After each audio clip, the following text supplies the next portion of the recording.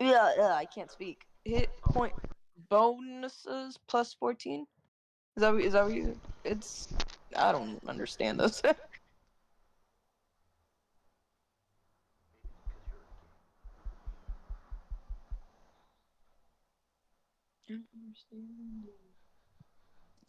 I'm muted. You I missed the figured. whole spiel that I just did. I caught on. God I damn it. was like, oh, So copying my look at the screen. jokes. Look at the screen. You see me? Okay. Gotta show you on camera here. I can't see you. I just like all I see is just our character, like our logo thing. Yeah, better idea. I'll just do it.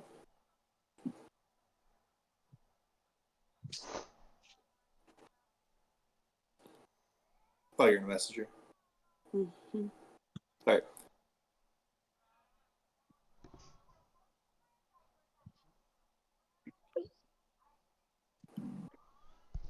Real fast, you're about to get a message from Zoe. Okay.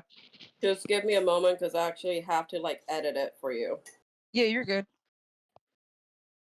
Could you do me one favor now while she's sending you these messages? Yeah. Go back into your character builder. Mm-hmm. Go to home, where it like says the character preferences, what you can use, and all that stuff. Yeah. Go down to hit point type. What does that say? 1 second. While she looks into that, D&D Beyond, everybody. It's a great tool for your everyday sessions. Quick matches, long campaigns, and quick encounters is in beta, but it's still amazing. Get this fucking fly out of my face! D&D Beyond, everybody. Gotta use it.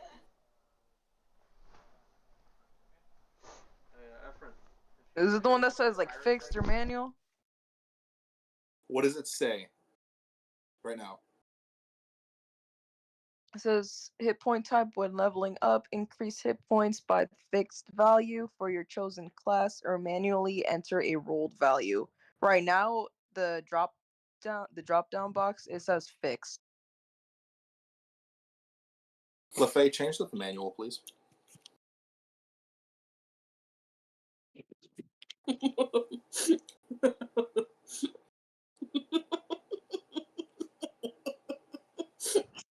You good? I'm sorry. It's just his facial expression. Now, like another thing is like I didn't mess with that when I first created her character sheet. okay, so the next time that we meet and we have a nice little sit down, I'm going to take your phone. I'm going to go into your D&D Beyond app, and I'm going to fix it.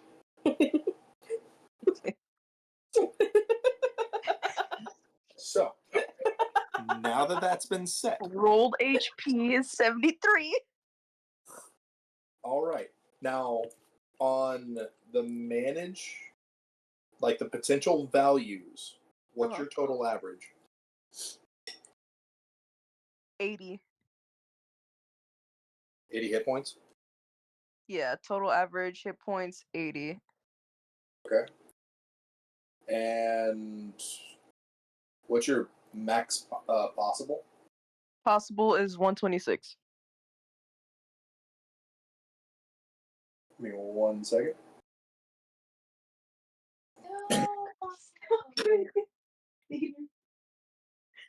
Effie.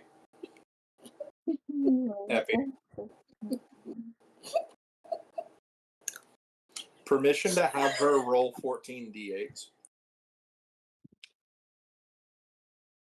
Permission? Move your headset down. Your speaker. Sir, I can't see what you're saying. I can't see any of you. You look like a low-budget dwarven dad. That doesn't help you.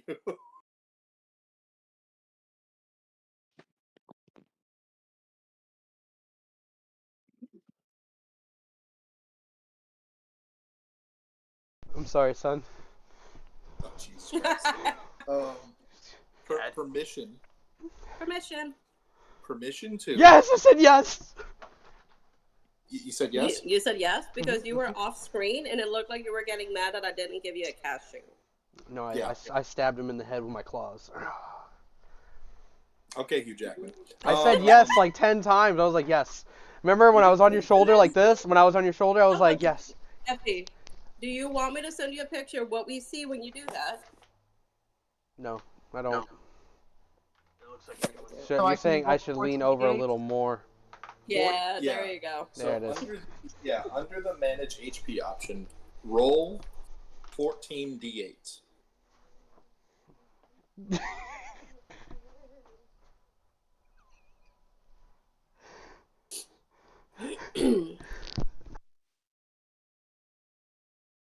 Hang on. Stupid phone.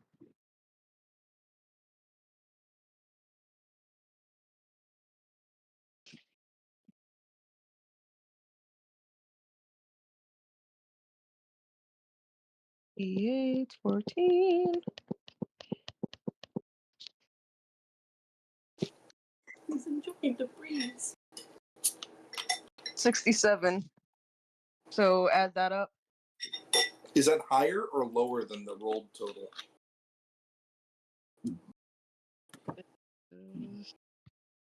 What is wrong with my freaking thing?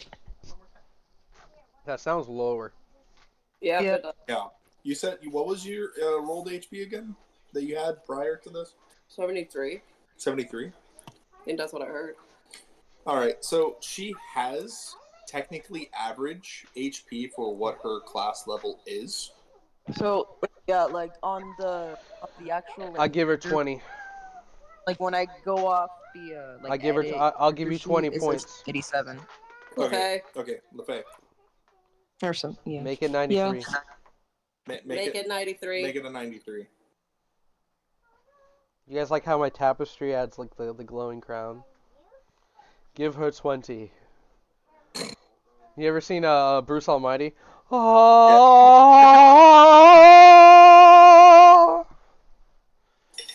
Oh, alrighty then.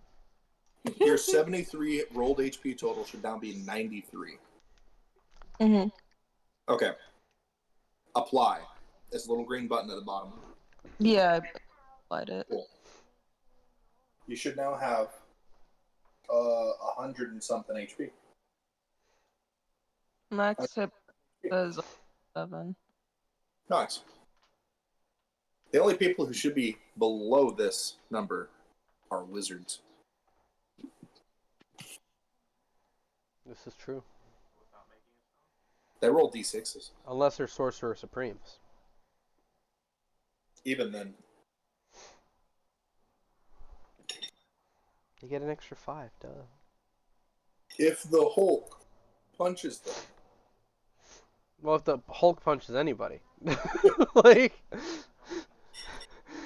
Hulk be like, you know, what the fuck? Tarask, die! Ah! Punch right in the ankle. Tarask be like, Now that that's fixed. We can begin. Oh, we've been started for like 10 minutes now. No, I meant like you can literally start being a DM, not the streamer. Not the stream, the campaign. Oh, I see what you mean. Welcome to tonight's episode of the Dungeon Initiative. I hope you guys are having a great Saturday. Weekends are great, friends are great, and Dungeons & Dragons is awesome. Hope you guys are all ready for the session. If you have anything to contribute, add on, or any questions before we begin. Previously. Still working on that Oscar Mayer sponsorship, you know. Oscar Mayer, one day. So it'll be around the corner. Imagine like the little logo on the corner of our screen, you know? Yeah, just a wiener on the corner. Just a wiener. With a hat. Brought to you by Oscar Mayer Wieners.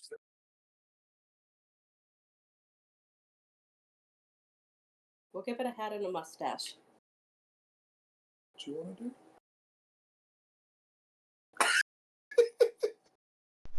Alright, So previously on the Dungeon Initiative, you guys finally defeated the Queen Cave Carver. Just after the defeat of Lord North. The town nearly faced a full-on destruction, and you guys managed to stop the creature right at the gate. Edward and Fen having like smashed the shit out of it with their claws, and then driving the pod in. Hugh with the final blow. Let's see. Zoe, the last thing you saw about Arzon was his connection to Aranis and his brutality against his own friend and what his willingness is to gain as much power as possible. And then when you came back to, you were sent back with Eris. The Acquisitions Incorporated team arrived shortly after. Ona had used her not channel divinity, her pulling up character sheet. Divine intervention. Thank you. No, she did. She didn't use it, did she? Yeah, that's what she had to use in order to do that. What, for Adams? Bring back Captain Adams. Well, the Adams was already alive when we arrived. It was because of that. Oh, okay. Yeah. Essentially, she did it, like, on the way, and it was already done. Hence his confusion and why he was, like, okay. The way he was.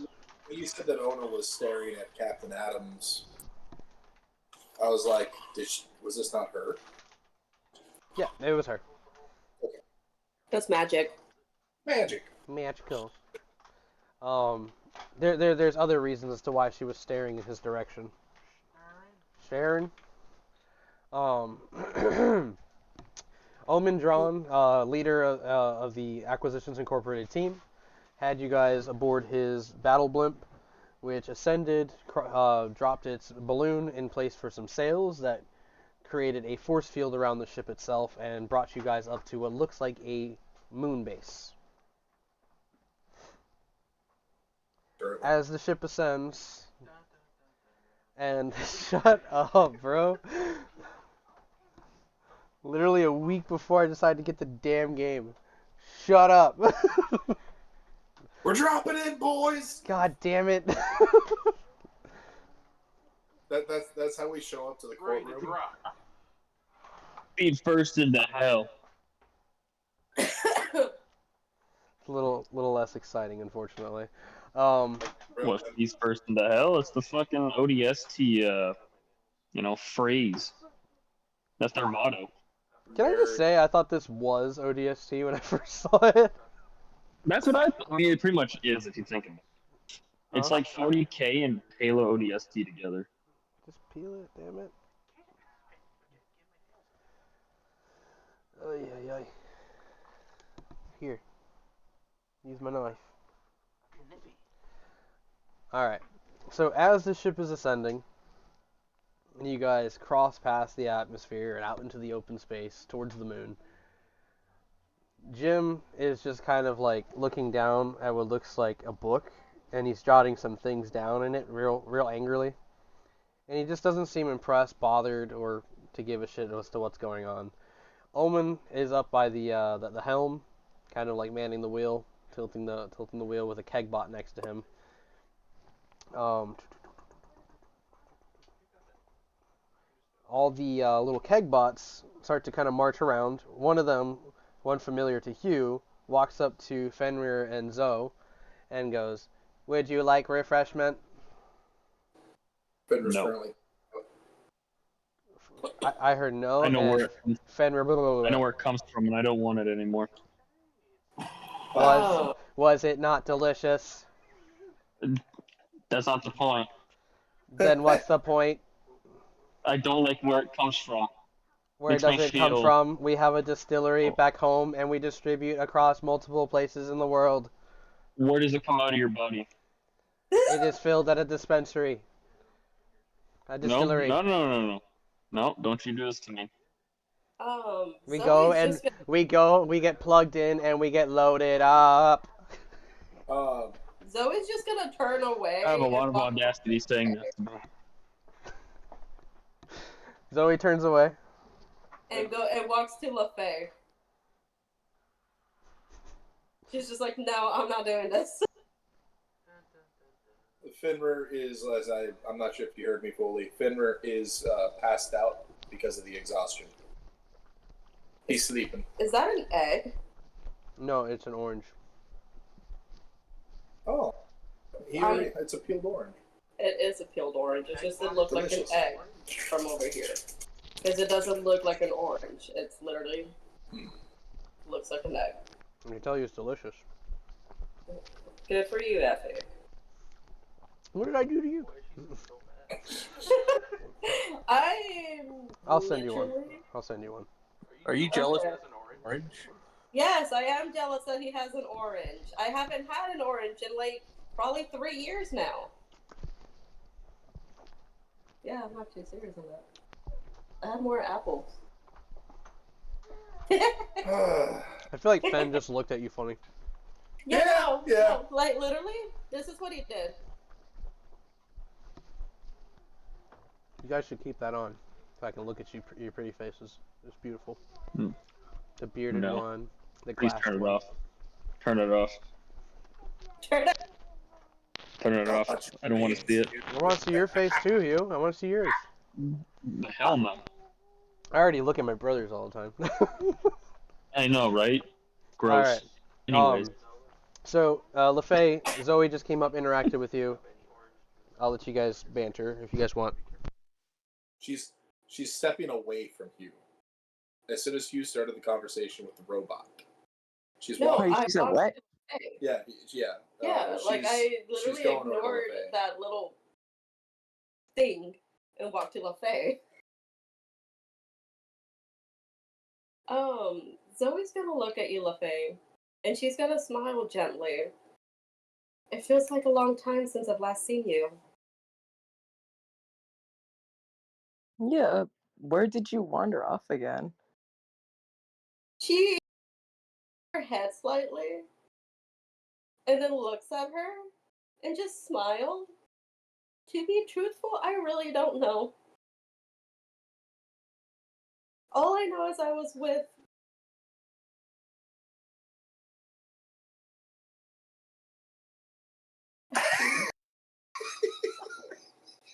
You guys cut out really bad, so I don't even know what was said there. he put his head back and started snoring. Because that's literally what Fenrir's doing. And it distracted me. Solid. So, This is roleplay. This is roleplay.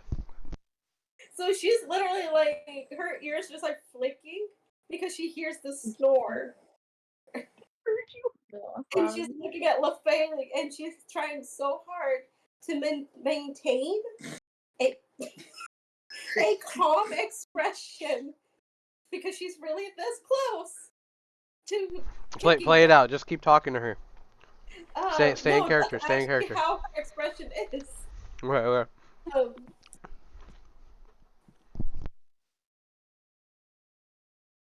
Yo, Faye's just like looking at like Fen and like you, Zoe, like kind of like cracking up a bit.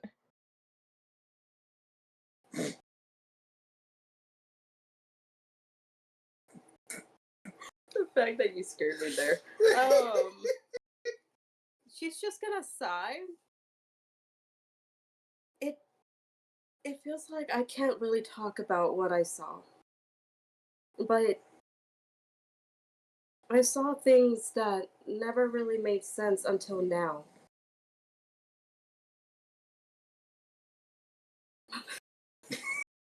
I'm gonna punch you. But she's gonna literally She's gonna stop be like, and like look at Fen and just like she's gonna growl at annoyance and then look back at you. I'm extremely sorry. Are you okay? I didn't like being away from you guys. I really didn't.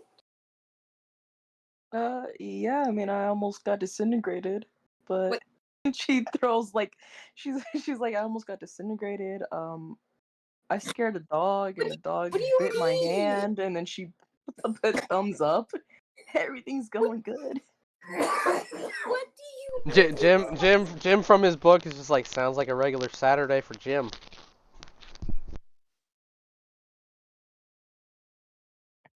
What do you mean? You almost got disintegrated. Oh, there's a dragon, and I started to fuck with it. It looked at my direction. It blew some Carl's. Yeah, I can't speak. I am so sorry, guys. Well, I assume that happens after dealing with a massive dragon that tried to incinerate you with a Nova Blast of all things. Come to think of it, there's not many creatures in the world that have a Nova Blast. I might have to look into some other realms. Hey, Omen, I gotta talk to you for a second. And, like, Jim walks back up towards Omen. Yeah, I was on the roof. I got blasted, but thank God I had this bad boy, and she like kind of like taps on the trickster belt. Well, I'm glad that you're still here. It would really suck if you were gone. I mean, I wouldn't know how to explain to Risa how you died, and then she would start panicking, and then she would stare at me, and then I will feel horrible because I promised her that I would keep you alive. I'm sorry, and you just see like her eyes are watery, and she just hugs you. I'm sorry, like. Are you sure you're real? She just like pinches your cheeks. If she does, I'm just like, ow. Sorry. Can we kick him off the ship?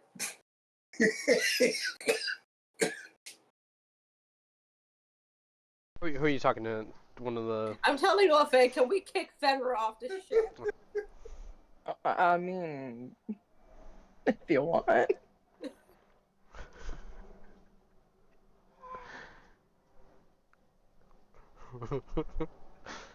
If you need to move a body, ask Luffy. And the kegbosh is standing right next to you, Zoe. Looks up at you. Friend. She's just like, her eyes are gonna side-eye him, and she's gonna step to the side of it, and she's just like staring at it and looks at Luffy. She's gonna look at Zoe. Oh, This little bot in particular is all blue, and it has a little chef hat on it. And its head like swivels and turns towards you, Luffy. It doesn't have any liquid in its stomach. It's just like this like plated little robot, maybe even half the size of the other automatons that are marching around. It looks up at you and goes, "Would you like some waffles?" No, thank you. Zoe looks at him. Where are you keeping the waffles? I'll show you. She's gonna look at she's gonna look at Zoe. You don't want to know. The little wheels under its legs, under its body, like retract, and it just kind of like sits itself on the ground, and then you see the body start to kind of glow red, and and then his stomach opens his stomach opens forward, and out slides some waffles. She's gonna point at it. Freshly made. You need a gonna point. plate. See, that's where it comes from. Zoe's gonna like gently like move her hand and takes one and then pats the head of the robot. Thank you. I love you. She's gonna look at Luffy. That's cringe. She's gonna wave it off. This happens all the time. You're gonna get used to it. Like one of the keg bots, one of the other keg bots like marches over, but like in a really rapid pace, and this one has like a couple of badges along its chest, kind of signifying that it has a higher ranking over the other keg bots. Even the liquid inside of its stomach switches a different color. It's almost greenish blue, and it marches up and says, "I apologize for this one. It is malfunctioned. From a trash can we found him in another universe. Get away, Wafflebot," and starts shoving Wafflebot away. Stupid waffles. Waffles are dumb. Zoe's gonna throw the waffle at that one. And then Omen from up top is just like, 5 minutes, everybody. And then we're gonna cut over. What's Hugh and Edard doing right now? He was gonna be like Zoro and just start randomly exploring the ship for no reason, just on my own. Interesting. Yep. I'm gonna go do my own little side adventure again.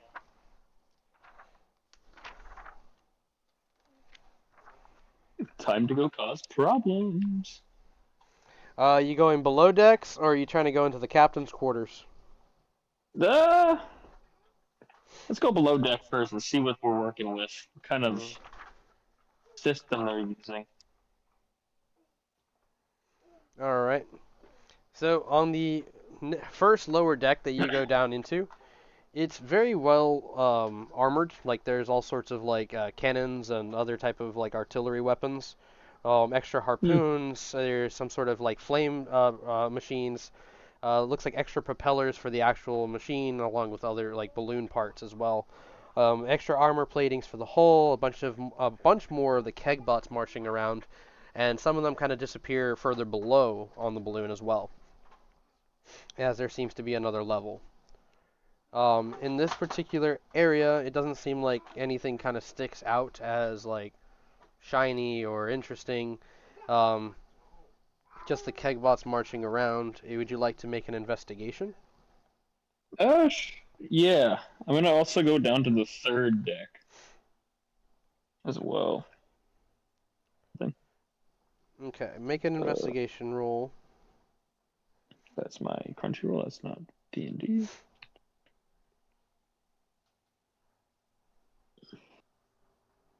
What does a 16 give me? Go ahead and roll a percentile die.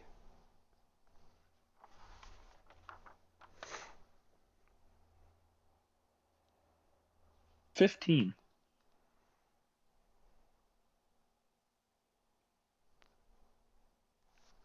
I know.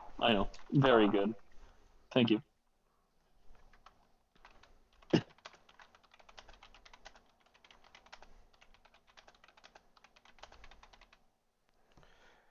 So, while you're kind of like looking around, checking out the armory and the weapons, and some of the kegbots like take notice of you, and you know they don't really stop you, but some of them like kind of like adjust themselves and try to like get to your height even, and then just walk past.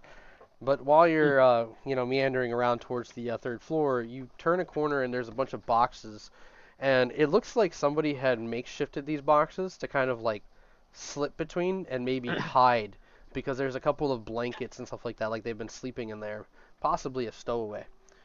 But the most curious thing is on top of one of the boxes, very close, maybe about an inch away from one of the other stacked ones, you see that there is a large coin, kind of like a sand, about the size of a sand dollar, and it's like right there, just on its side, not moving. Okay, I'm gonna reach for the coin. All right, so you snatch up the coin. Yep, that's mine now. On either side of this coin, you see that there is a sigil for Acquisitions Incorporated. And, well, there's Acquisitions Incorporated sigil on one side, and then on the other side is Omen's face. Which, if you need an example of what Omen looks like, I figured I'd show these to you guys and have a little more. That's Omen. I hope you got that. Yeah.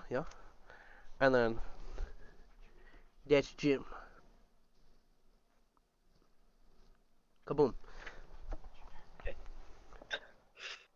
So yeah, that it has the bald guy's face on it, and then the AI on the other. Okay. Well, now that I own this coin, as it is mine, rightfully so, would you like to do anything with that coin?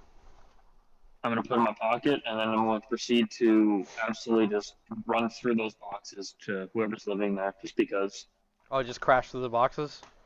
Yep, just crash through the boxes, because if there's somebody in there or some other stuff, I'm going to find it. It's going to be mine. You don't find a whole lot here.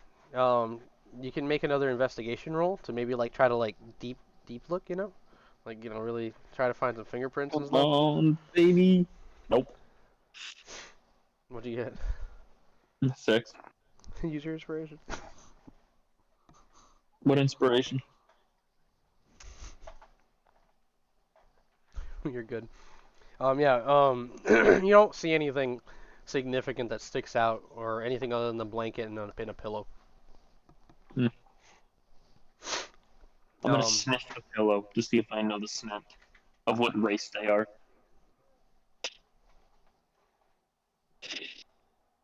Would that just be I can perception smell rather it. than investigation? Yeah. I don't know. Get this up quick.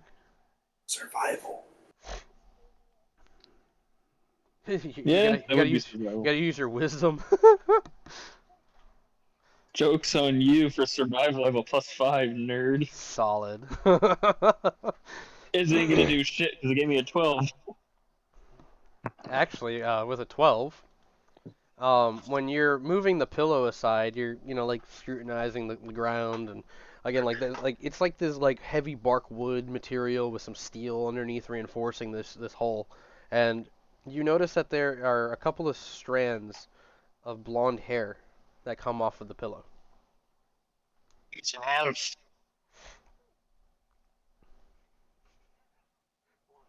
Wait a second. Hold on. Is this what I think it is? I'm probably overthinking this, but like I have real high hopes, but at the same time I'm just like, really? Um, Is this? do I find any casings of ammunition on the ground at all? No, just the hair. Okay.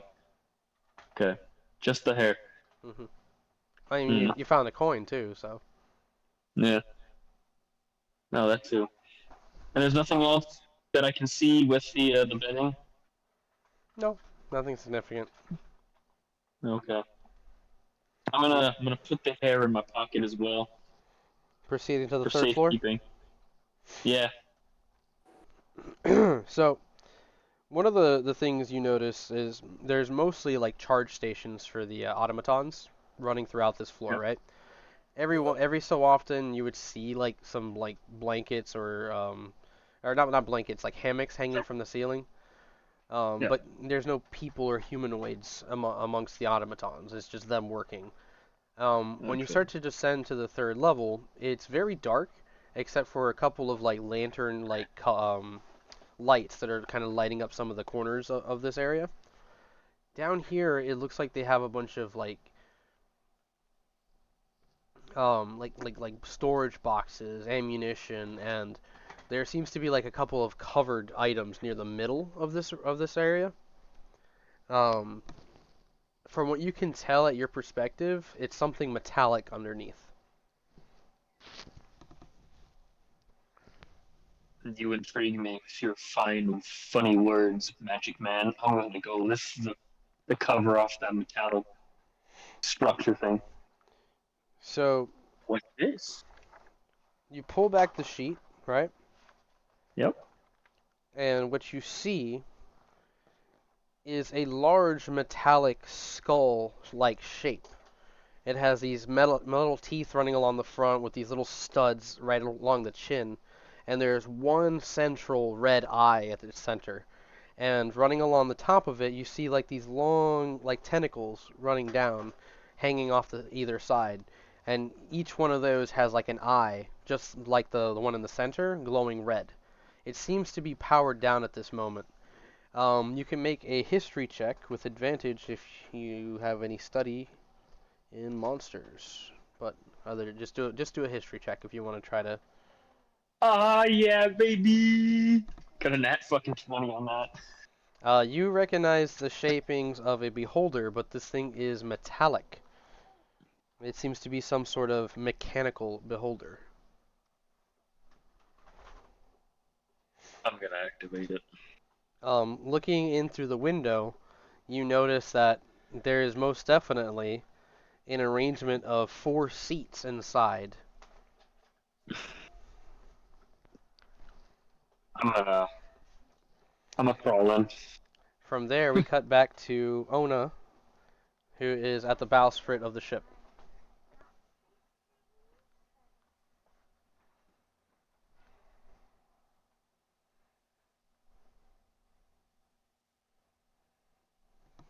What's Edard doing? What's Edard doing?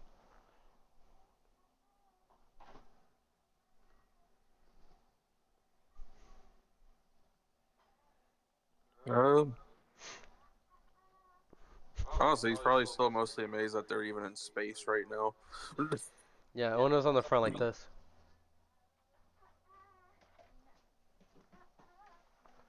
Oh yeah.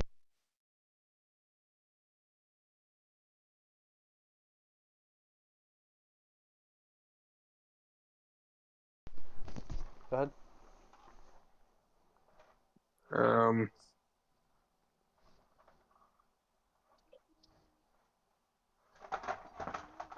and again, like he's mostly just kind of like awestruck by like them being this far out and just still covered in blood and guts, obviously. Uh,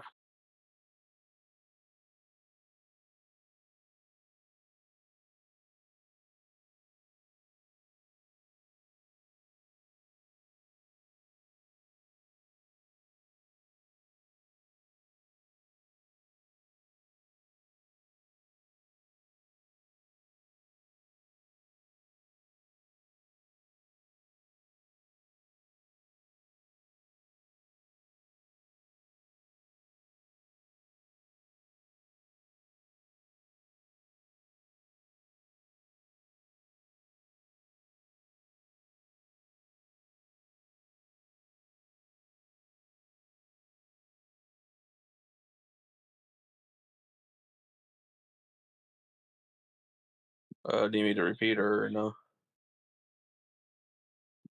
Um, how close to the moon are we?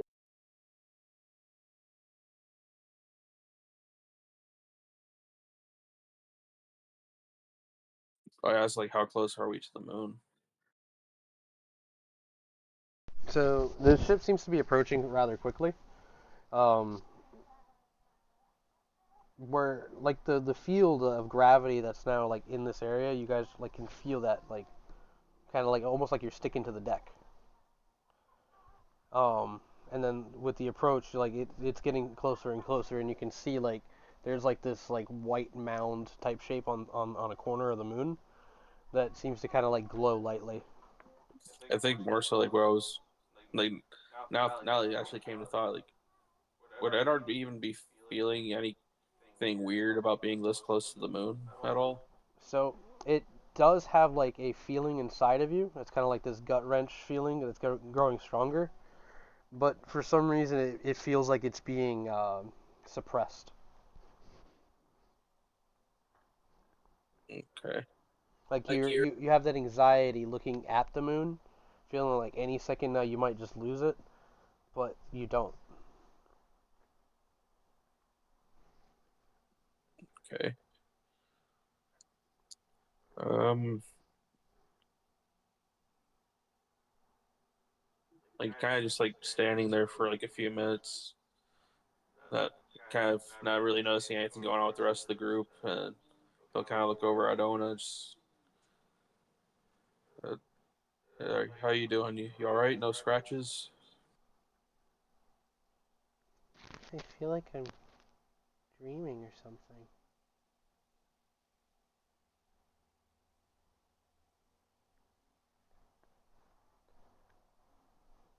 I always thought,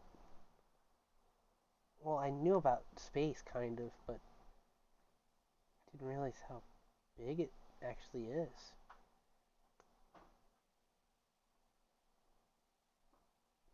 Do you think there's space snakes? That thought like he kind of just looks out to the vastness of space, the endless void. Wow.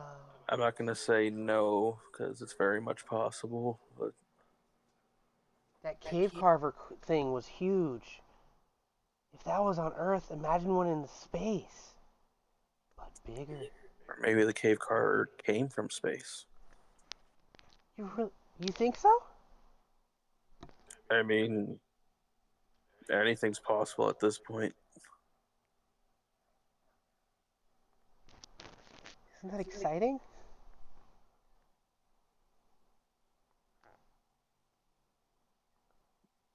I Tyler kind of like stares down at her, just like taking in that whole moment of just like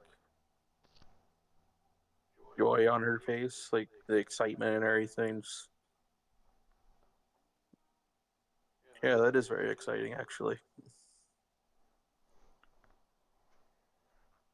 Um, I should probably get myself cleaned up here. Just still dripping in guts and everything.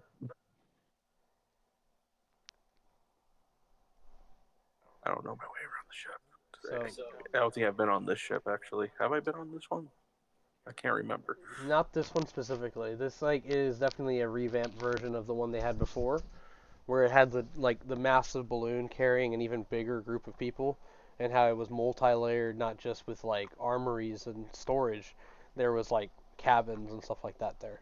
This one looks like, from what you can tell in your military experience, this is definitely a heavily armored tank in the sky to you. Like this thing is well fitted. And as you leave the bowsprit, I want to continue to like look on the moon kind of growing closer and the glow kind of emanating off of the ship. The automatons like kind of return to those positions, and Omen notices you and he says, "Hey, we're gonna be there in just a second, so if you just want to wait, we'll take care of all of you, okay?" Kind of stands there, just looking himself over again. Oh, okay. Like, We're gonna have to get somebody to help that guy out. I'm not lifting him. And Jim's just like, I'm not even gonna use magic to lift him. I think he should be fine there. Okay, good. We'll like hose him down or something. And as soon as you know it, the ship is pulling up down onto the moon, soaring over its surface, and going up to what looks like this large docking bay where they park the ship into. And it opens and takes the ship in, it lands, and it closes behind them. You feel like the pressure drop all of a sudden, and the shimmer of the shield around the ship goes away. And the sails retract, and they go back down into the ship. As this is happening, Hugh, down below, you see as the bars of the mast come on either side of the beholder that you're standing next to. Neat.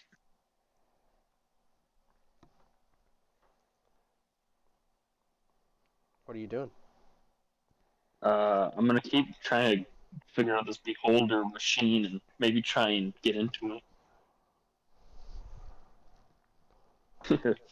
I'm causing trouble. There is a door on the back of this thing in which you can turn the wheel on. Alright, like turn the wheel. You begin to turn the wheel.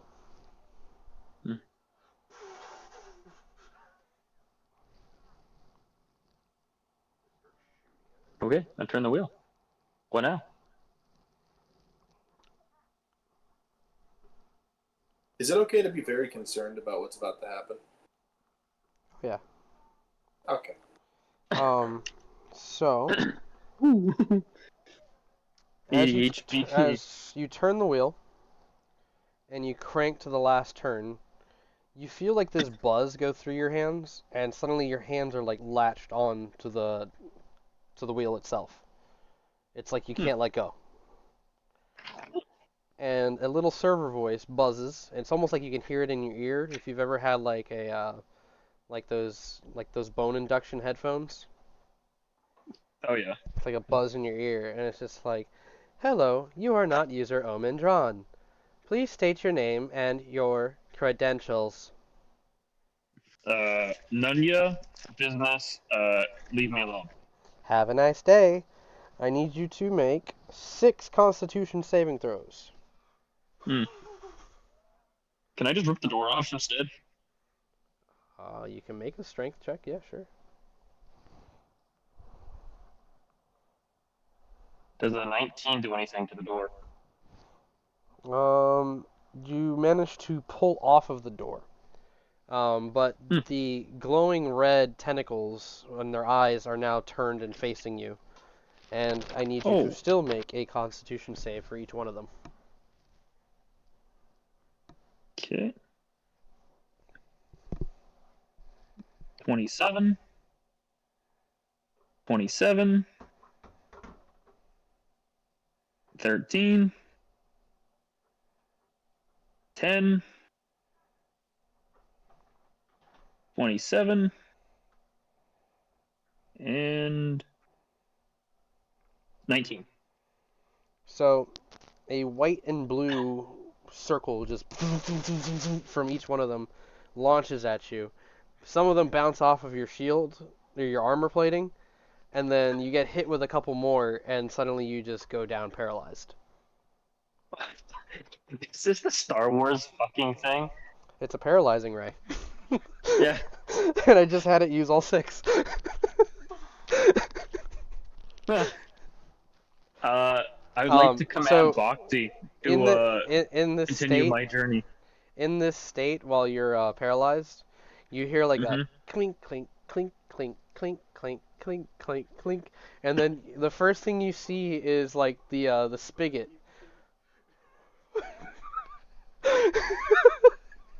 As the kegbot stands over you, it says, "Naughty, naughty, I got you." And then like they grab you and start to drag you back up. I'd like him to make a strength check because of how heavy I am. You're paralyzed. I'm dead weight. See, that's the thing. He's a robot. What's his strength? I want to say, is he able to even drag me? To lift these things. With the power of love, you can do anything. No, I want to know if he can even drag me. If he's gonna try and struggle. I want to see this shit. Here we go. Don't you fuck me, Effie. I want to see if he fucking. I want to see if he can move. Actually, let me quickly calculate my weight. Let me calculate my weight and see. You know, we're actually gonna make this even. We're gonna make this worse too. That's the fun part. No. So. If he fails, it's gonna be worse. You'll see. He got a nat 20! So 339.5 pounds I weigh. Oh, you can't even tilt it. Oh no, I disconnected. Oh, I fucked up. Ah, I messed up. Yeah, it disconnected completely. All right, damn. Yeah, you got an 18 and a 20.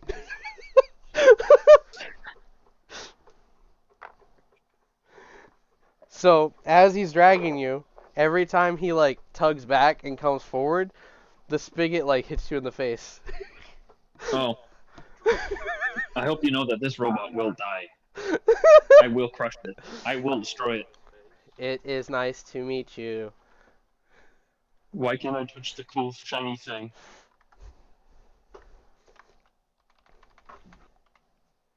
My name is Gary3.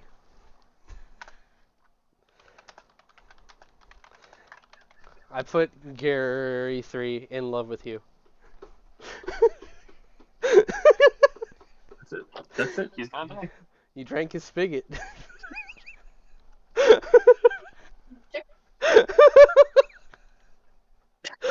I will not drink his spigot.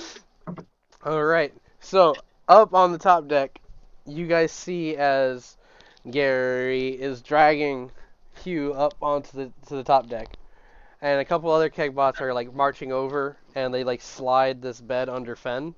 And they very carefully, respectfully like move him on and put them on their shoulders and begin to kind of carry him forward. But they start to kind of stumble over as they begin, and they're like, much heavier, need assistance, and more kegbots have to come over and carry Fen. How much does Fen weigh? Enough to need like 12 kegbots. Well, just answer the question. I think does he weigh? How much do you weigh, Fen? I believe after everything that has occurred, he himself should still be like the hefty 400, 500 pounds right now. Jesus Christ, you fat bitch. That's all muscle. There's different variants to them, but that's the basic one. Holy fuck.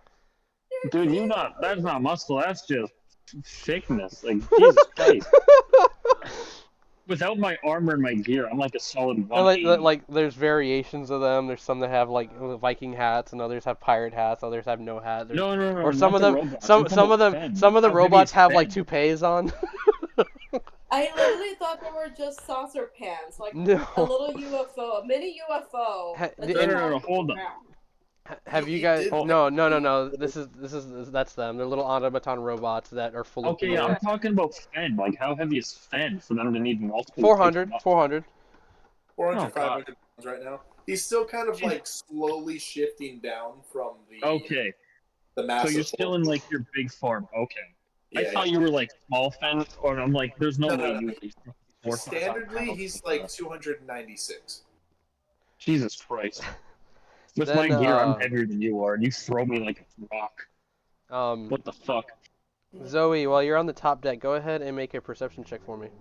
You and LaFay, go ahead and make perception checks for me.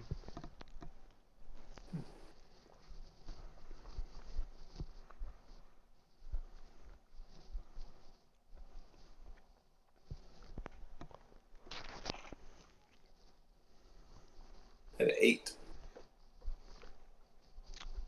Perception, LaFay, what'd you get?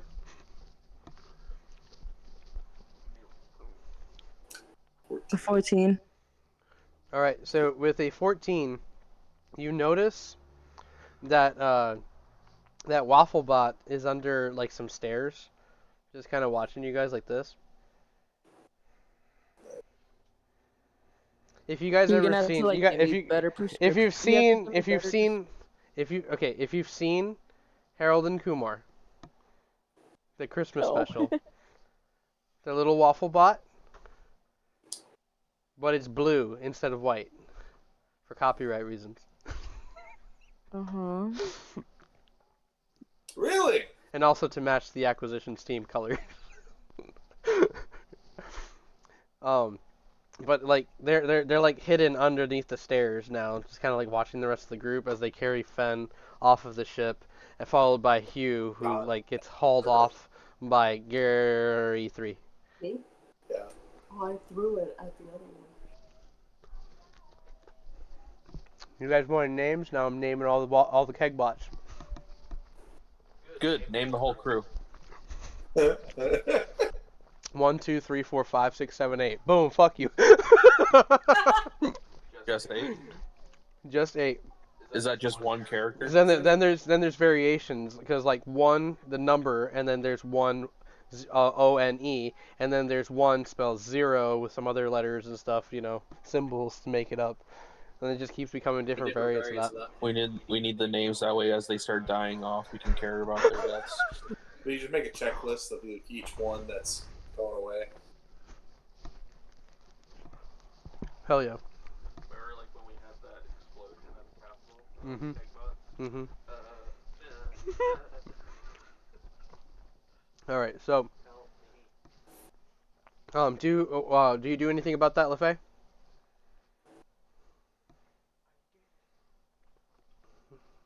She's gonna go up and she's gonna like check up on him. Like, are you okay? It like shrinks back. I'll make waffles. Please don't hurt me. No, I'm not gonna hurt you. I don't want any waffles, thank you. Do you not like waffles? Oh my god. Well, Okay. I do. I Like- do.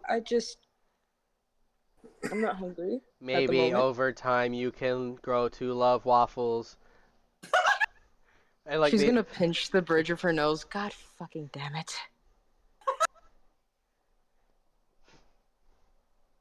Richie gets arms to you.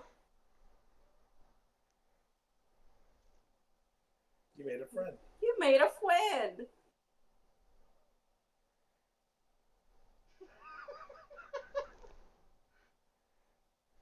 You gonna pick him up, LaFay? Yeah, LaFay. Yeah, she's just gonna pick him up.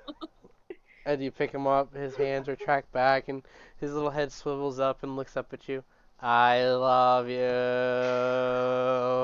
Okay, let's not go that way. No. Let's not go that far.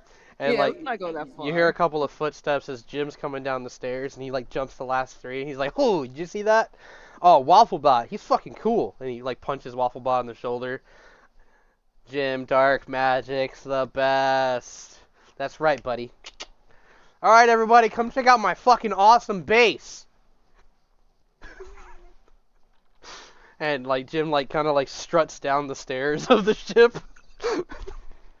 Omen follows after, and he's just like, there's a couple of rooms down here that we're going to lead you to. You can wash up, and some pods to kind of get you guys rejuvenated, back on the health. Feeling good, we'll get you a couple of suits so you look good. I understand that you guys had like maybe a couple of days travel now. How long have you guys been on the road?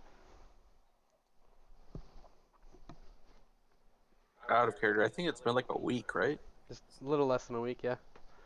Jesus, Like 4 or so 5 much days. happened. It's like 3 months worth of things happened in like less than a week. Yep. It's been a long few months. But yeah. But yeah, like it's been like almost a week. Well, Kato sent us a letter telling us that he's already on his way to the capital, if not there already. And then everything that's going on with Sweetwater, I imagine someone's going to make a report there, send it to your brother, and then that's going to be part of the conversation. I'm going to try to rule that part out because from what I saw, you guys saved those people, and I'll be damned if anyone's going to mess up our name. Welcome to Moonbase. We don't have anything clever, and these doors slide open, they carry Fen in, and they lead Fen off to a room. They lead Fen off to a room to the right, and there's like a series of rooms, like this big open hall. There's a couple of tables here and there, and it's all like in this bright white color, and the open dome on the top lets you guys look out into space and out down towards the planet itself. Ona's like at the center of the room, like just marveling up at her own planet, just like, whoa. And Omen's like kind of like pointing around, and Jim like kind of runs off towards the opposite side of the room and disappears into what seems like a kitchen door, swinging. And Omen, he says, each one of the rooms has a pod. You can sit in it for about 30 minutes to an hour if you'd like, and you'll get your full rest. I'd bring out some staff and cook something up for you guys real quickly, but it wasn't in the budget this year.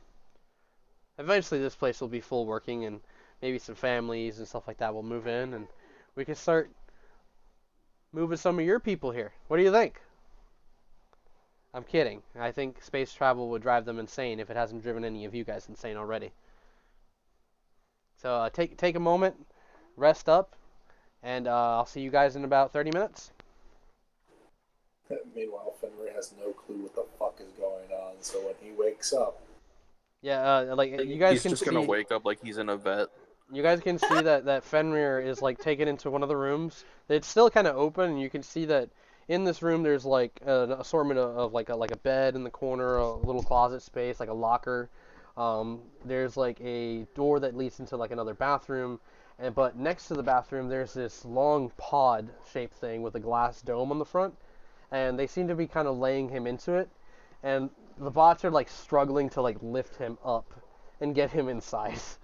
They're like, no, I'll support here. You grab my back. No, I'll grab you. Like, no, hold, grab. And they're like struggling hard, and his head like hits the ground a few times. And they're carrying Hugh, or Gary 3 is like dragging Hugh into one of the rooms, and he like just falls over, and he's just like laying there. Assistance, assistance, assistance. And the kitchen doors like slam open, and Jin comes out. You guys gotta try this toothpaste food. What's toothpaste? He like tosses you a tube of this stuff, and when you catch it, it just has a picture of a deer on it. Tastes like real deer.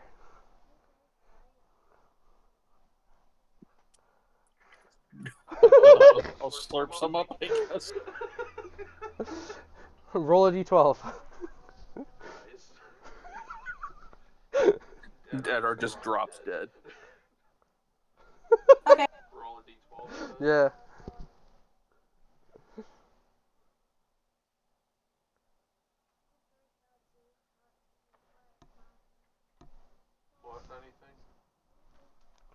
Your constitution.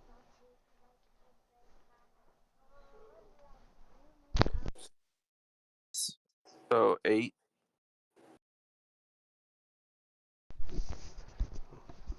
You got 8 points of health back. Okay, I was already at full health.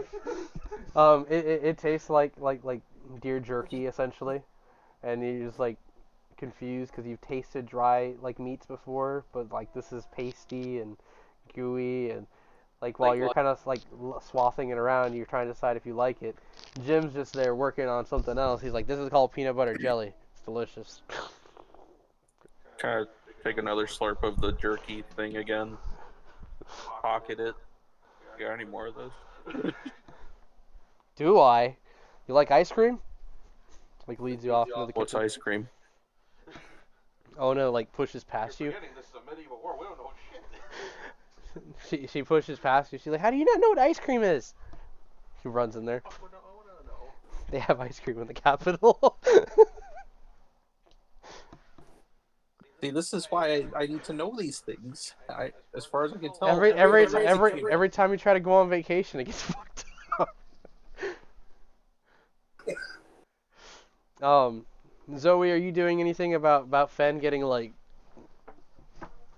No, she's just gonna go to a different room that's empty for herself. The last thing you see before you head to the room is them tilting the pod down on its side and putting him onto the door and then closing the door and rolling him into it and then standing that up. The whole time his body's just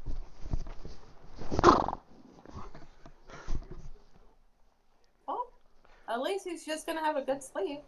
You pass by Hugh's body, who has the keg bot next to him. Hugh, you're still aware of what's happening. Are you okay? I hope you know, as soon as I get back up, I'm going back down. But Zoe's attention is actually looking at the keg bot. Are you okay? I love him. I will kill you. Okay. You can't say anything. You're paralyzed. Yeah, I'm thinking this this in is my head, Ben. this is In my his head, fault. I'm thinking I will murder this robot. I will crush it underneath my glove. All right. And then Zoe, when you go and you find your room. LaFay, same thing. If you want to go ahead and get the benefits of a long rest, all of you, you can take advantage of your pods. Yeah. Essentially, you guys take your time here, take your breaks. You leveled, because that's when it would have happened initially. Coming out of your pods, you feel rejuvenated, like you just, like, oh my gosh, I stretched, I did exercise today, I ate well. What is this feeling, So feel good without any of the fun. Fen, how many points of exhaustion did you have? 2. 2? That's what I was saying. That's what I was saying. Like, he's gonna be in the pod for like 2 hours. Gotcha. Well, it can rejuvenate with the benefits of an hour of a full day's rest within 30 minutes. So if he does it within an hour, like 30 minutes, everybody else is waking up and fully healed. Okay, yeah, 1 hour. And then, like Fen is like still out, and you guys are kind of waiting for him. While he's still out, Omen sees you guys as you kind of come out of your rooms, and the keg bots have all kind of dispersed. And again, like this is very open, hollow, very quiet space setting. But Omen comes out and he's wearing like this blue and gold like suit, and it's got like pinstripes going along, and he's got a pin with his logo, and he's looking nice and dapper. He's just like, all right, come on guys, into this room, and he leads you in the opposite end of the room from where your bedrooms are, and it opens up to these sliding doors into this half circle room.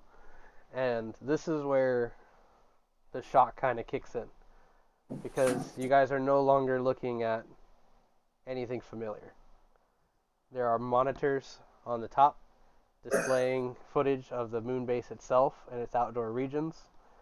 There seems to be this one shot of something kind of like rolling over the moon itself, recording and picking up rocks and samples and drilling into them. There is one shot that's directly pointed at the planet, and it's just kind of like the perfect framing of it. And at the center of this room, there is a large circular table with a bunch of chairs around it with a large Acquisitions Incorporated sigil imprinted onto it. He grabs a chair, pulls himself into it, grabs a couple of files off the table, and he's like, please, everybody, you gotta get briefed up real quick, and your friend needs to finish up. We're gonna be cutting it real close. We've been busy, huh? When's the last time you guys took a vacation?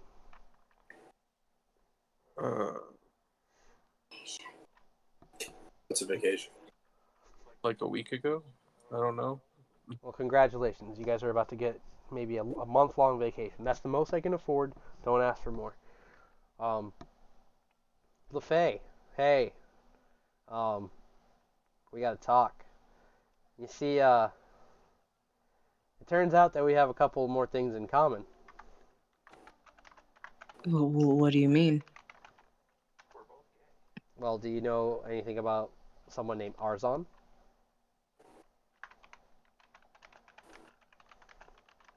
She's gonna like look at him like shocked. Yes, I do.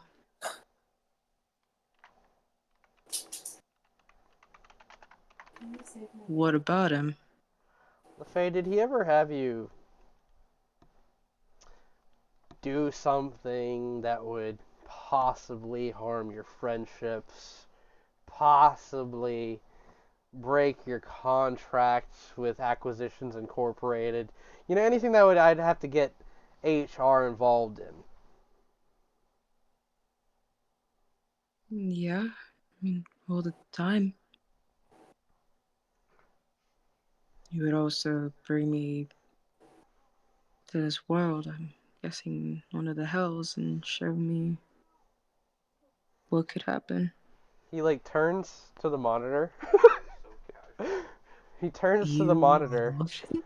and he clicks a button, and this is when Jim walks into the room. He's like, hope I'm not late, and he sits down next to you, Edward, and he holds up what looks like this silver bag, and on the side it just says blueberry. Let's kind of look into it. Just grab. Some of the best stuff. Looks like a normal blueberry, I'm guessing. Yep. Okay, I'll eat it. It's delicious and juicy. It's one of the best damn berries you ever had. I keep it packed in here. It's really nice. Oh, this is the best part. And the footage that they cut to is this guy like leaving like a tavern, and he looks kind of drunk. And all of a sudden it cuts to like this over the shot frame of someone in a hood approaching this guy from behind as they turn a corner. And Omen's just like, it was rainy that day, huh? And it's just, and as you turn the corner, the guy like kind of looks back and doesn't see anyone there.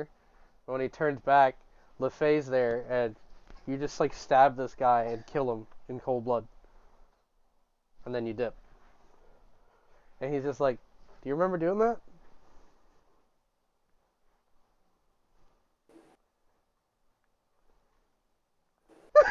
She left! That was such good timing. Omen's just like, she's guilty. Guilty. That has to be another person. That can't be me. Well, this is actually, we're not going to explain how we got the footage. Let's just say that we have friends in high places who can do things that are unspeakable. But here you are, again, and then it cuts to another person that you kill, and again, and again, and it just keeps cutting to different frames of people that you've hunted in the last year. Fucking hell, LaFay. And then Jim's sitting back. He's like, I gotta admit, it's some skill. Like she took out some fucked up people. She's gonna like look at Edward. Hey, I didn't think I would do any of this stuff. I didn't even know I killed these people. Unfortunately, LaFay, even though technically you were bounty hunting, you were selecting specific targets. And then you hit this target, and it pulls up a picture of this man with like very curly hair, and he looks very renowned and even wearing like a bunch of pins. And Fen, you realize that he's dressed very much like Lord North. Oh, wait, Fen's not there. So Zoe, no, you're the only one. You're the only one who saw him. So yeah, he's just very well dressed, and Oh! you did see him. You did see him. Yeah, I met Lord of the North. Yeah, you met Lord North, so you do recognize like the fitting and some of the sigils and stuff like that that he has on in this picture. So, Yep. I'm getting mad because I know he's corrupt. The little piggy's corrupt. Or sorry, was corrupt until Fen absolutely destroyed him. You see, by killing this guy, them. not only did it start the events and the control that Lord North and Lord East had over Sweetwater, it's also what overthrew Lord West and his control, and what little fortune he had left from his father who passed on the role to him. Etc., etc., exposition deposit. Point is, LaFay, specific targets, all appointed by this guy. And like it's just a shot like of this like like this silhouette photo of Arzon looking back.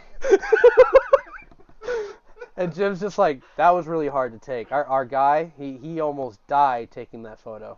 We lost many Boston's taking pictures. Real dangerous work they did there.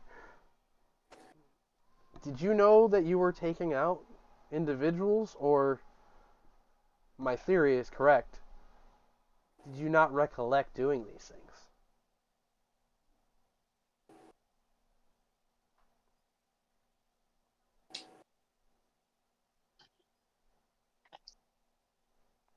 Jim takes out a mallet from his pocket.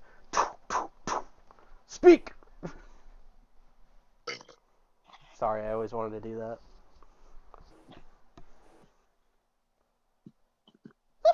Wait, you said if she remembers. Yeah, there's obviously footage of you killing bounties. Yeah. Yeah. But he's asking, do you remember the targets? Do you remember like how you ended up picking those targets? And the obvious answer is no. You just remember going on your rampage after the Dorian Gray battle, and you took out multiple bounties to kind of like, you know, do your thing. But every time you picked a bounty, it turns out that he wanted you to find these guys. And every one of the guys you killed specifically was supposed to be somebody. You want to see something here? Like he like quick cuts to like one of the like the guys that you caught, and the guy's like this in the frame with your shadow like looming over him. Just so you know, I can't really see you, so you're gonna have to tell me like what face he made. He's like leaping and like he's like you're leaping at him and your shadow is above him, and he's looking up in like absolute fear. And that's like the last thing he saw before you killed him. But this guy, now watch in this universe, and it cuts to a shot of the same guy, but he's dressed in like all armor, and he has two swords, and he's just going through a field cutting down demons as they come out of the ground and like crawl at him. And Jim's just like very cinematic, very cool stuff. And you're just watching as he cuts them all down, and then all of a sudden an arrow goes through his chest, and he looks up, and he's like, no! And you loom into the shot, and you lead the rest of the group away. And Omen just looks right at you. That was one of our acquisitions team members. He was a new recruit.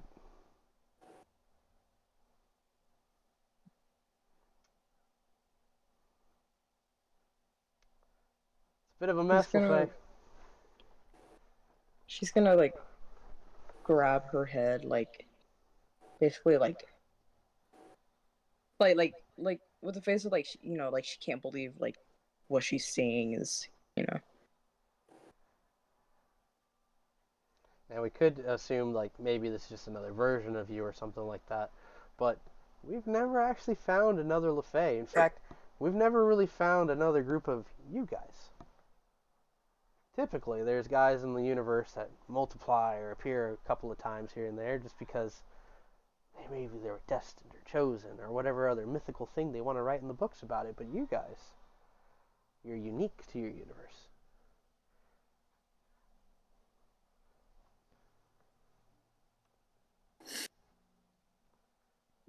So,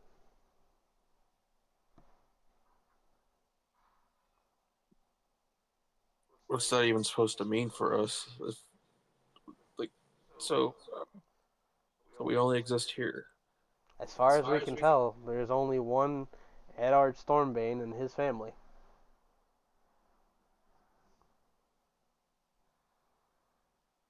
Unless, of course, you guys create some sort of ripple in time.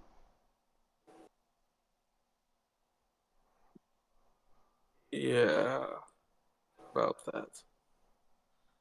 About that. So anyways, one of the things that connects, once acquisitions members started to disappear left and right, we started looking into it, hunting down what they called the Bloodstained One. Sick name, says Jim. Once we found her, she disappeared. And then shortly after that omen died, and then another omen died to get me this message. Many omens died.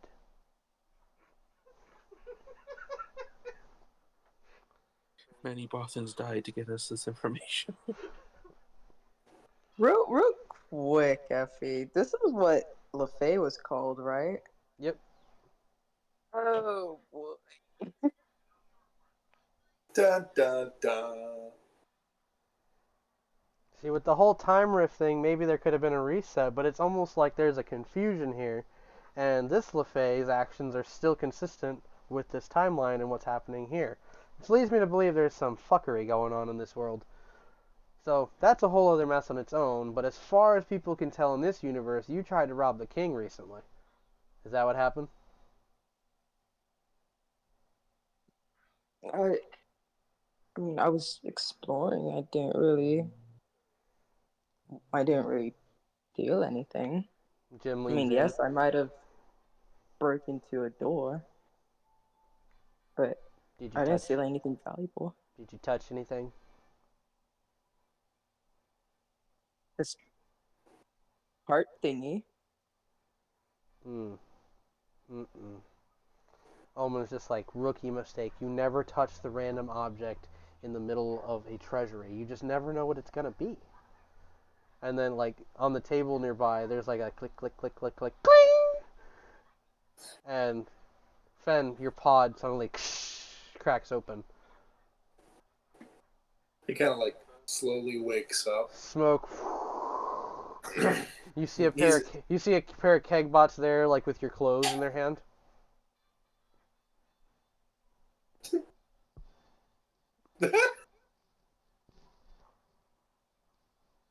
Wow. It's just a random one in the back. I've seen bigger. In my dreams. In my dream. Yeah, they hold up the clothes. The meeting has begun. You should go join Omendron, and they start to kind of like march out. He's kind of like staring at these little robots. It's like quietly like looks left to the right. Where the fuck? So like back in the meeting room, you guys hear the where the fuck, and Omen hits the alarm clock. He's like, finally, that's good. He'll be here any second now, and you can get him caught up on all that. In the meantime, at the capital, Eddard, your brother's pissed off, and he's gathered a couple of the other lords. And I hear that a certain Bloodscream family member is going to be there. So, don't know exactly how the Bloodscreams are these days, But I'm pretty sure without the original family that kind of coincided with your family, the old world is not as easy to deal with when they're just trying to take over the land. Yeah, I've noticed that. Go eat an apple. So, I lost my train of thought. Yeah. So just do me a favor. If they call you in, just answer their questions. I'll do the rest of the talking. All right? I mean, any idea what kind of questions they'll be asking? Well, they're definitely going to ask LaFay what she's been up to in the last year since the Battle of Dorian Gray. That seems to be a question of like her sanity, and then the new initiative members might be asked a couple of questions and where they come from, how they got involved with the initiative, and etc. Are any of you recently traveling to little cities that you've never been to?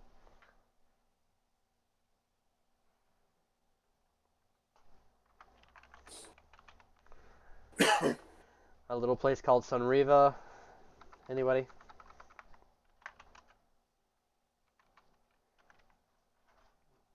He's just looking around at the table. Like, well, okay then. And then as he continues on, we cut back to Fen. You're dressed and maybe leaving the room, right? Yes. Huh?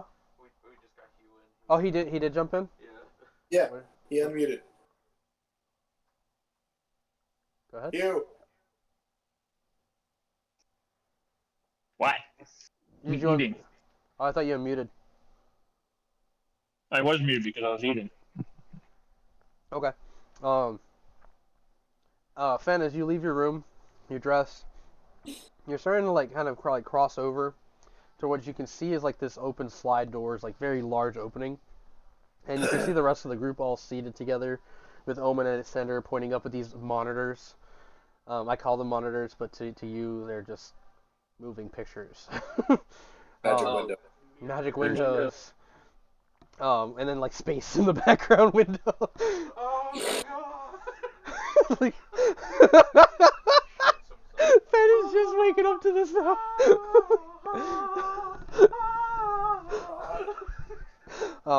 And as you're getting ready to cross over, there is this like wall. Like again, like the paneling here is just bright white. The lighting and everything is very like, like it feels like you're just in a whole different universe. And the wall slides open, and it reveals a laboratory. And there is a younger looking gentleman that steps out, and he has no beard, these large glasses, and his hair is kind of combed over, and he's kind of slouched. He's wearing like this lab coat, and he starts to cross the room, and he looks up and he sees you, and you swear to God he looks just like you.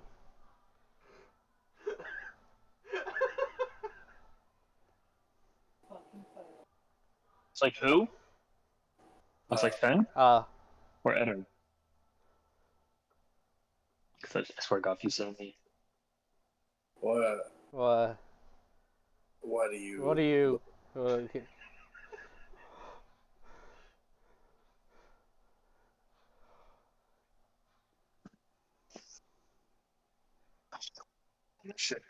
Kind of like side shuffles around him. Side shuffles with you.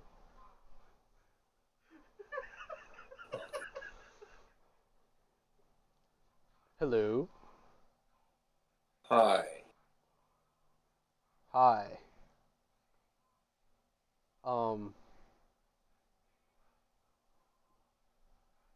What's your name? Same time. 3, 2, 1. Fenrir. Oh man!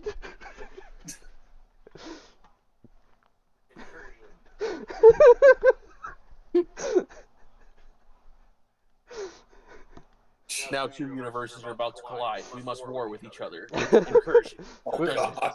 Would you like to play yourself, Fen? Would you like to play Nerdy Fen? Yes. Initiative secret In fact, I even made a character sheet for him. All right, so let's do this one more time. His name's Finn. So essentially, he's a fucking nerd. Like, just picture, like, Dexter's laboratory levels, you know? Very reserved, keeps to himself in his lab, you know, comes out every once in a while with a new invention. Today he's, like, got a bag of goodies that he was asked to bring to the table. And he, you know, sees you, and now he's got a lot of questions for Omen. Maybe even about the timeline itself. I thought you said there was no one. Kind of like staring at the larger Finn. Oh man! And he starts going down towards the meeting room. Oh, Doctor, how you doing? Dr. Wolfenbane. You guys ever met Wolfenbane? You guys were sleeping? Of course you haven't met Wolfenbane. This is Fenrir Wolfenbane. Well, yeah, of course. He's staring. But Fenrir, but walks remember, in and he's still scrawny. staring at him. Like, he's a scrawnier, tiny version of larger Fen. God damn.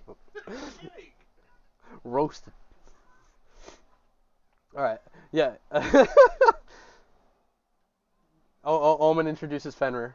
And then he sees Fenrir. Oh, hey, Fenrir, have a seat with the rest of the group. We're actually about to get to the Secret Santa Claus part, you know, or the White Santa. What do they call it again? And Jim's just like, I don't know. Hold on, didn't you just say that we were unique? There was no other versions of us anywhere? This isn't Fenrir. This is Fenrir. Zoe's just literally, like, looking between both of them. They have like the same like face, just one's less scarred and masculine, the other one's just kind of scrawny. Oh, there's definitely not another version of Fenrir. There's just Fenrir. Maybe there's another version of Zoe, but it's not Zoe. Make sense? The nerdy Finn kind of like looks over at Eddard. So he's saying it's a paradox. There could be another version of yourself, but it's not going to be this version of yourself. I think I got it. Ona's just like, so in another universe, I'm a tiefling?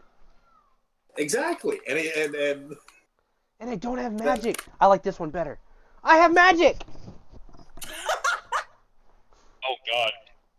That means there's an elf version of you. Of me. Jim's just like, actually, there's like a multiverse of you. Uh-huh. Well, And each one gets lamer than the Shit. other. Unfortunately. There's even at like least I didn't have to like get my nerd there's version. there's even a graham Nerd. cracker elf version of you too. That's really funny. Wait, so Is that the hair I that's Actually, the no, I'm case. the only So one in this universe. That's Faye's right. getting faced by doors. Does that mean there's a universe out there where everyone's doors and a door LaFay gets hit in the face by a human? Yeah, I think that's No. I think that's gonna be That's Earth great. I LaFay. like that. You said what, Effie? That's gonna be Earth LaFay. We don't talk about Earth LaFay. No.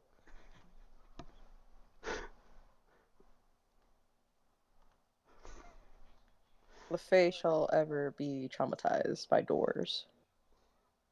Well, Earth LaFay will be forever traumatized by humans. So I'll leave it to all of you to fill in Fenrir here, pointing at regular Fenrir. Just fill him in on what I told you guys. Just, again, biggest thing, they bring you in for questioning, answer the questions to the best of your ability.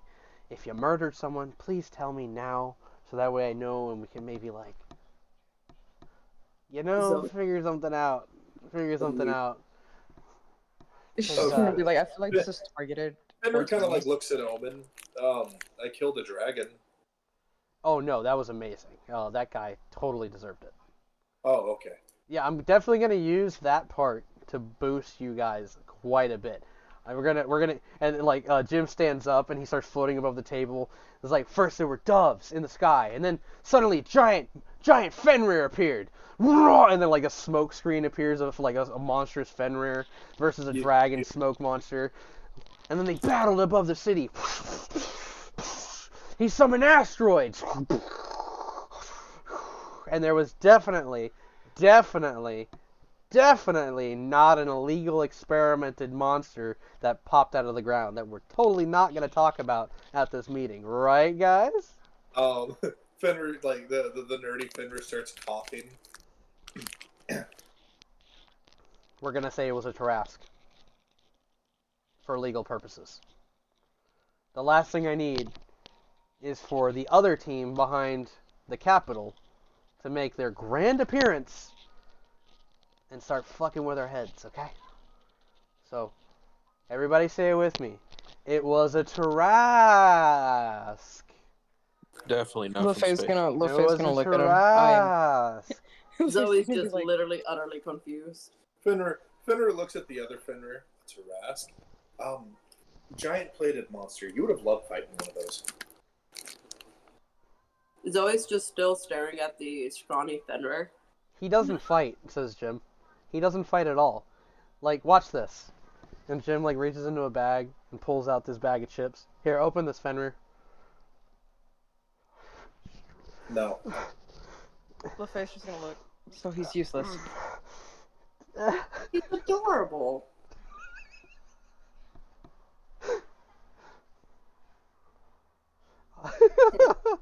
What would nerdy Fen say to that? He like just looks at Omen.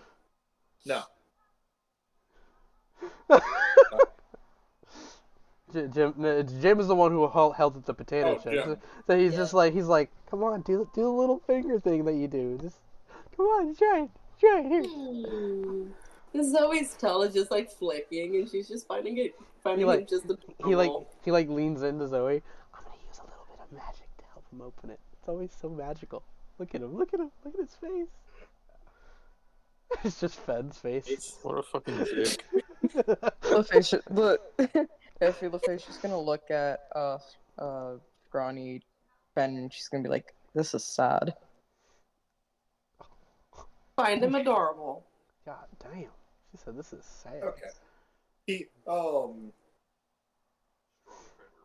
Do you mind anything of what I've done with them, like the character sheet wise? Yeah, I haven't even seen that character sheet. Like, you know, he can be super intelligent for all I care, as long as as he's like, you know, scrawny. Like I think I told you, like, level 18 Fen, and then like 18? Yeah. I did a 15. No, boost him to 18. He's supposed to be intelligent. I thought this was just all on the fly just now. Okay. What? He's already got I a thought 20. it was just on the fly, like smart Fenrir. Oh no, he legit made a character sheet apparently. We had pre-discussed this, and I was like, how do you feel about running into a Doppel Fen, but he has no connection to Beast Kings, he's just a nerd. He has a connection to Bookworm Kings. What?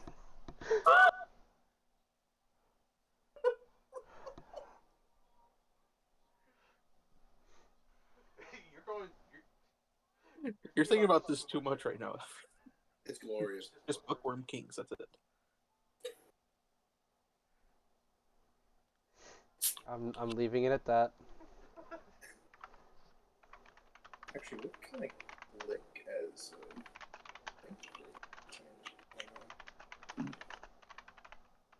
Oh, there's no option. Alright, so Omen takes out what looks like this very large box. It's kind of glowing, like this silvery bluish color. He sets it on the table, opens the lid, and he takes out these little ring boxes and he starts passing them down to each of you. And we can go ahead and add those items to inventories. Are you gonna manually do that yourself? Yeah, probably. Okay. Would you like Nerdy Fen to explain what they are? Yes, please. Okay. What he kind of like not to take Jim's flair that he has about flying over the table right now, but this Finn kind of clicks his heels and he starts to levitate, kind of just in front of Jim Dark Magic. Hey, don't steal my light. You're the one who called I now give the stage to Fenrir. Go ahead, Fenrir. You can have my stage. He kind of looking at Jim, just.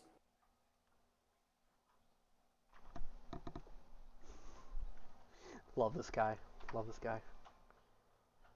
So, Zoe just literally has, like, What? she's leaning forward and just doing this. And just staring at him because she's actually amused by this. So what's being passed out currently are your new issued initiative rings. These will be able to get you kind of. He like looks over at Eddard, kind of similar to your sling ring that allows you to transport from point A to point B as long as you've been there and you've seen it.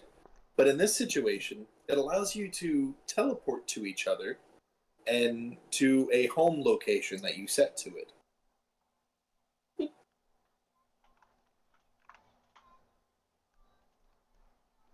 That's being added to your inventories right now. Thank you.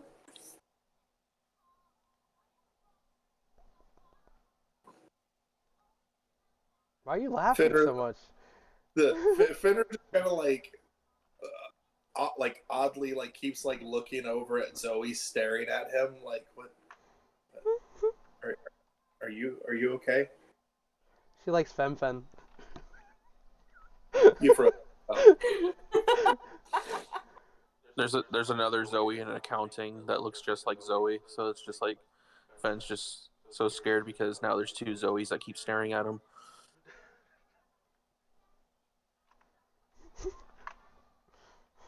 Jesus.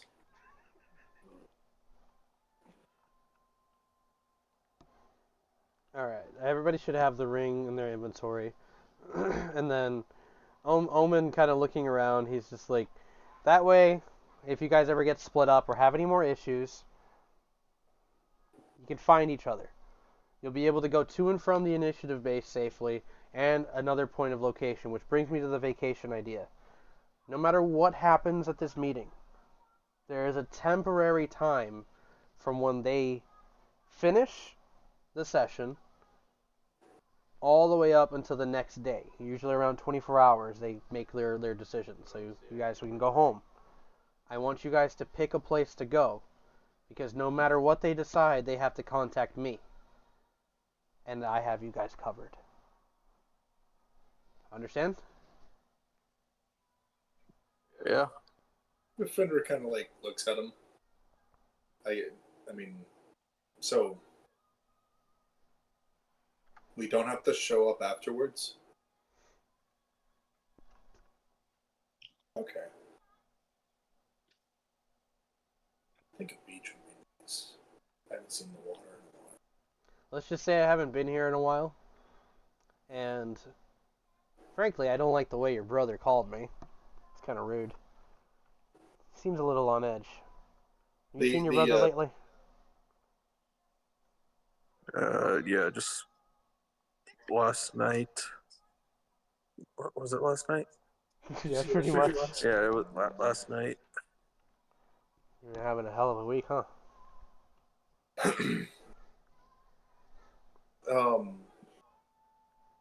The nerdy Finn kind of like goes over to the blue box. I'm assuming is what the other items are in,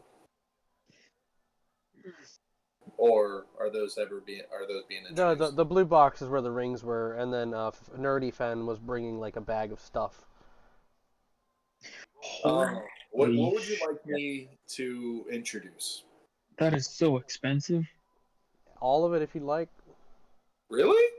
I say like the thing about Fenrir is definitely something we'd have to like blend in over time. That whole thing is like him. So, Fluff, I found out just now that the Stranger's jacket is worth 2.7 million. What is that? Oh shit! Sorry. Wow. Okay. Okay. So the initiative rings are handed out, and then there's the arcane blade. If you want, what you can do is present it, and then whoever wants it can take it. Okay. If you ever seen Spy Kids, you know when Machete shows them all the cool stuff, and they're just like, oh, I want to try to use this or that, you know? It's one of those moments. He's just putting all the stuff on the table. The nerdy Fen kind of pulls out a a bag of holding. But in this situation, it's not like a bag, but a case. And he sets it down and opens it, and kind of an array of items circle around where he is, like in a ring, almost like he's opening a menu and something like that. Mm-hmm. He kind of like reaches out and grabs the short sword from the array that had appeared around him. Honestly, between the two of you, maybe even he kind of like looks over at Zoe, maybe even her if she really wants it. But this short sword, the arcane blade, it allows you to kind of alleviate yourself of magics. It lets you kind of cast without needing to consume your own power. And he kind of like sets it out. If you want to put the item in Fenrir's homebrew, people can take a look at it while you do the presentation.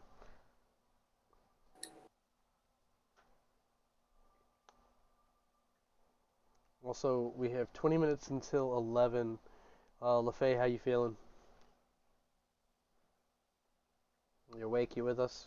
Awake. Solid. Good, because now you die.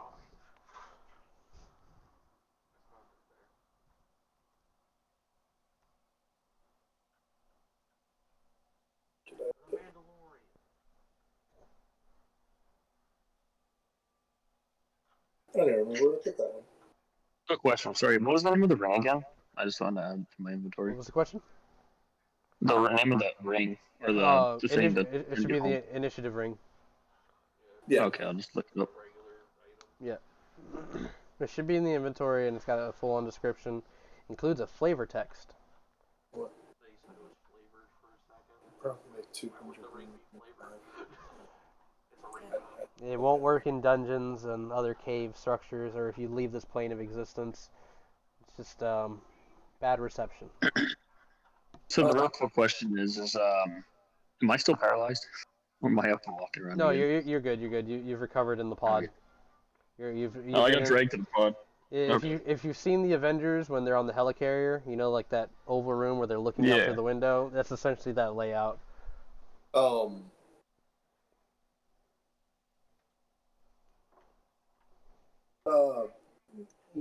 Looking towards Eddard, I think you might be able to make some use out of this. This is something I may have either messed up on. I have no clue, honestly.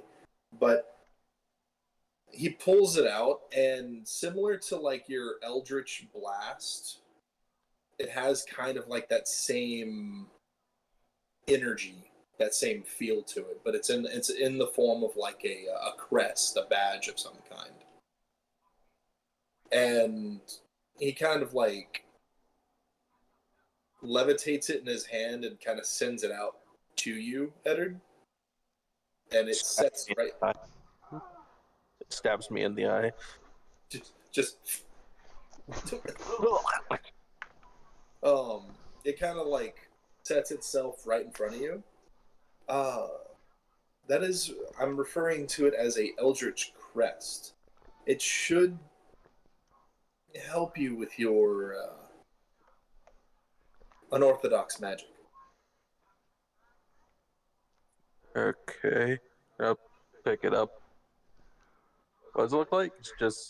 It's like and the best way of saying it, it's like a badge that's kind of like a little fireball in a sense, but it's a black fire, and it's got the same energy feel as your Eldritch Blast. Okay. That one's now in Finn's homebrew.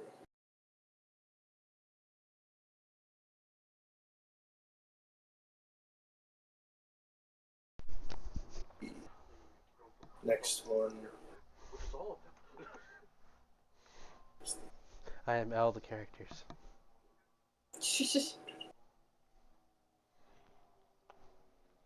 Kind of like scrolling through. Hugh, can you make a perception check? Ugh. 18. Okay, all right. Kind of scrolling through the array, you notice this little device, kind of on the menu there, and it's got this really long name.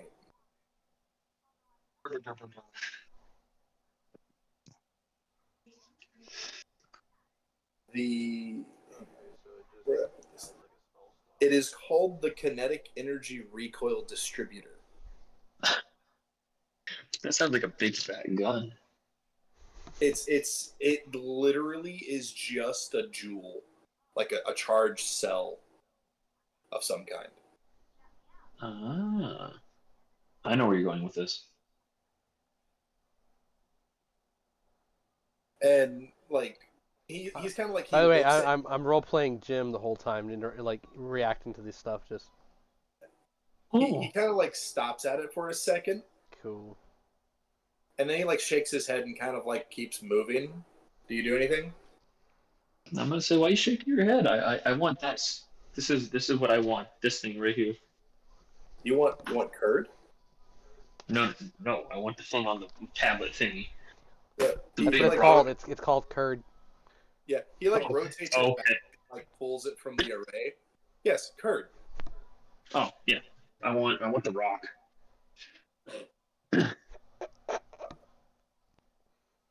You know what it does, correct? Or do you even have an acknowledgement of what this thing could do? I don't need to know what it can do. I'll figure it out myself. I want the rock. Are you sure? Jim sits up. He's just like, Fenrir. He's sure. Look at him. I like this guy. He looks over at Jim.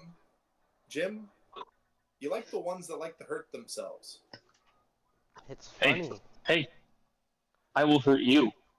Give me the rock. Say please. Do you want me to say please, or do you want me to use force? Because I can do one of those two things. Omen's just like, hey, let's not get into all that here. We're supposed to be a team. That's another thing I wanted. Give me the rock. Omen gets serious now. He's just like, that's another thing I need to remind you guys. When you're out there on the field and people recognize you or your name spreads, you're messing with my name too. Acquisitions as well. We created this team to give people hope, to give them a place to look to when they had no hope at all, when they needed a chance. When a monster comes knocking at the door, you guys were there to greet it. And we were supposed to make massive profit. We can't make profit if there's a few of you completely screwing everything up, okay? So, like, please, give him Fenrir, give him Kurg. He looks like a responsible young man. Young? Fenrir just kind of Older than you are. I was actually almost about to accept his challenge there. Oh. So the little weak man that can't fight wants to fight. Not in the meeting, Bay guys. Take it outside where there's no gravity. I mean, I don't think he'd be able to last that long out there. You couldn't last that long on here. No, give me the goddamn rock. Jim's just sitting back. Oh man, there's something about this little guy that's rattling up Fenrir. It's getting me excited again. Come on, Fenrir, hit him! Come on, nerd. He looks at Omen. Well, 4 eyes.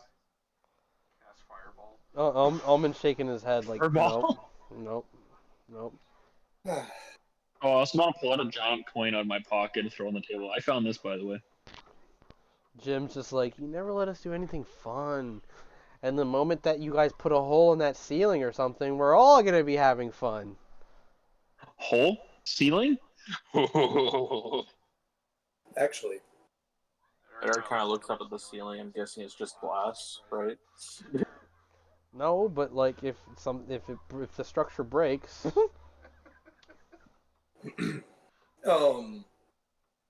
Fenrir kind of like holds it up and then he points at it and then points at Hugh.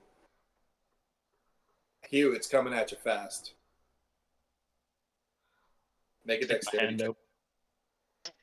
Look what you did, Effie. A check or a saving throw? I didn't do anything. It was Jim. Saving throw. Oh, okay. Let's see. Oh, fuck. Alright, well, the save was 11, but the check was a 14.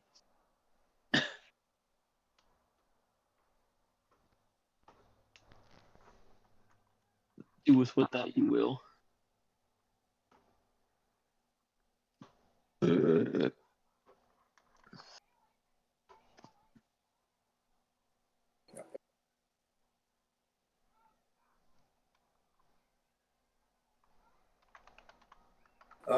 Take 27 points of bludgeoning damage as you catch it.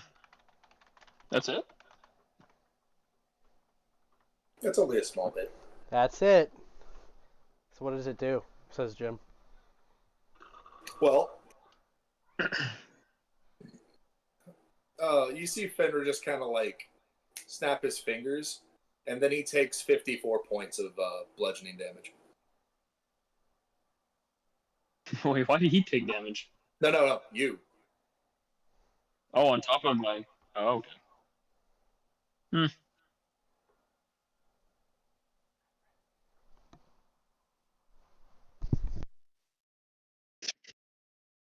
Was that supposed to hurt? Well, I mean, considering that you took 70-something points of bludgeoning damage, yeah. Was that supposed to hurt? Zoe. I just look at this rock in my hand now. So It's just a heavy rock. yeah, it stores kinetic energy. Why are you bleeding from your nose? I put my hand out. If it's gonna hurt anything, it's gonna hurt my hand, not my face. You feel it throughout your body. Yeah, but I'm putting on a strong face. My intimidation. Is that supposed to hurt? Roll a performance check. One tear of blood rolls down. It's coming out of his pores. 19. Where'd you roll it at? For performance? Oh, he did it on here, I think. Yeah. Oh, yeah, no, I was in the wrong thing. Yeah, he got it. 19. Okay. Charisma, baby. It's only a +2. Doesn't matter. Charisma, baby. Oh. Guys, So, get like, along. This isn't a dick measuring You're contest. still kind of like bleeding, but you're keeping your guise of a strong man. Wait, can I just make Boxy take the damage because he's underneath my armor still? Now you remember Boxy? I've known Boxy's been underneath my armor for like the last 4 or 5 sessions. You haven't removed your armor either, huh? Nope. That's gross. That is gross, actually. It's going to be really rancid. I bathe in my sweat. Inside of it. I take a sniff of myself. I smell like dwarf. Nice. So, basically, that item, what it does is it disperses any sort of form of kinetic energy that you receive, and it redisperses it into something else. I launched it at you at a high rate of speed. You received it. It then doubled the output of that same velocity and pushed it through you. So I just throw it at people, is what you're saying. Or you can put it on your hammer. Put it on your hammer. Put it on your armor. Put it on brass knuckles. So I throw it at people. Okay. Put that in my pocket. Jim's just like, no, you keep it on you, and when you get hit, you can redirect it. Redirect it. Like me, like, I can catch fireballs now. Someone throws a fireball at me, I can catch it, switch it like LeBron, dunk it. Oh. Is it anything you can redirect, or is it only fireballs? Yeah, they're just confusing the fuck out of you guys. Can you redirect anything or just fireballs as I pull up the dwarf? For once, pocket? Jim is kind of right about that. But yes. Hmm. In layman terms, you're redirecting what somebody hits you with at them. So what you're telling me is that I could also put into a shield, right? Yes. I turn around and I walk out the door, try to find a forge now. I I'm got gone. Bye. Omen closes the doors in your face. You can't Can I leave hit the the door? zone just yet. You hit the door and it just boom, boom. Calm down. We're not done, please. I've got all I need. A caption pops up, says not a respawn area. You're not the right level to leave. Enter this area. I mean, they're the one murdering everybody. Is that I didn't do anything. Omen looking at Nerdy Fen? He goes, anything else? We got anything else? Any goodies for the rest of the group? What else we got? He like looks at his time. And he pulls out a pocket watch. After you mentioning this Arzon character, I decided to look into some of their world's lore. The 9 hells are pretty consistent in multiple places.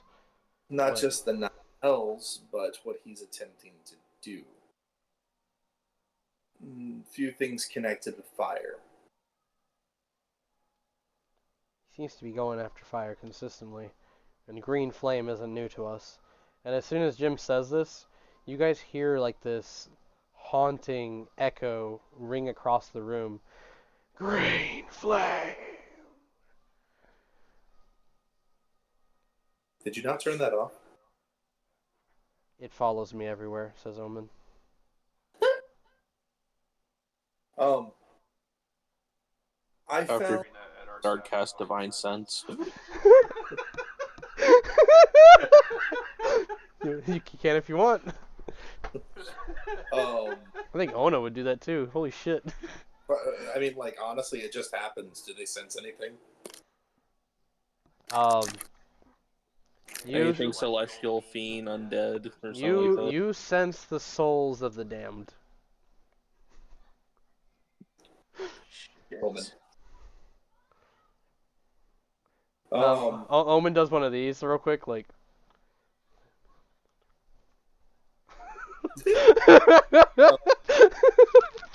The nerdy Fenrir kind of like looks at Zoe. I think you've had the most contact with fire amongst our observations. It's just like her toes just like wagging a bit because she's just feels so small. Eris's like head just like sprouts off of your shoulder and is just looking at you. Are you okay? Even I'm starting to feel a little warm. Nerdy Finn like looks at it, looks at Eris. Retracts back. I'd like to examine that creature. No. Retracts back under the clothes. Zoe just like smiles. Anytime that you'd like. But amongst my personal drones that I've sent out to find maybe some relics of some kind, they came across this, and then I was able to restructure it. I don't know how exactly to fix it properly, but it does have lingering dregs of magic. Okay. And like he swipes it over, and like an icon for like a kimono kind of like thing is there, and he pulls it out, and it's like a folded tunic. She's gonna look at the actual like the buffer Fenrir. Oh look, at least someone gets me an outfit.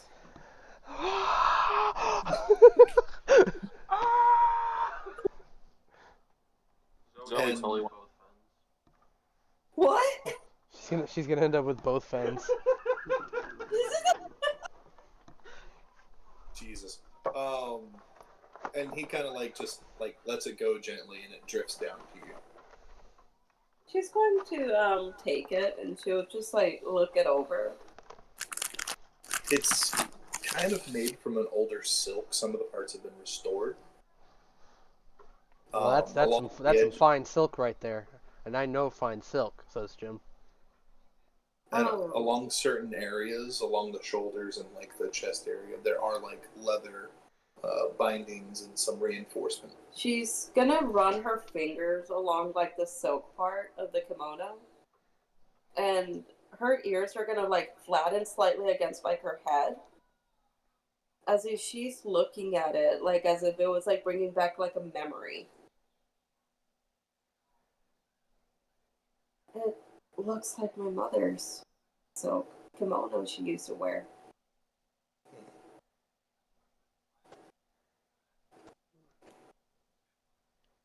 Jim's just like, oh. I think that's currently all I had, other than the two things. Fenrir does look at the other. Looks at Buff Fenrir. Ona stands up. What about me? Oh. She like steps away from the table, comes around to you. What do I get? I might have to get back with you a little bit later. I have been working on a few things. She pulls you in. I'll send it to you in a message. Candy. Probably. Bucket of candy. The freaking bag of holding, but it's just filled with pure candy. The infinite decanter of candy. The never-ending Twizzler. The never-ending Twizzler that can be used as a rope. The regenerating cookie. So she whispers that into your ear, Nerdy Fen, and then like she's like, okay, starts to kind of back away. Zoe's just gonna be giving her like that mom look, basically, like, what did you do? Let me know when you saw it, Nerdy Fen. He kind of like looks at you.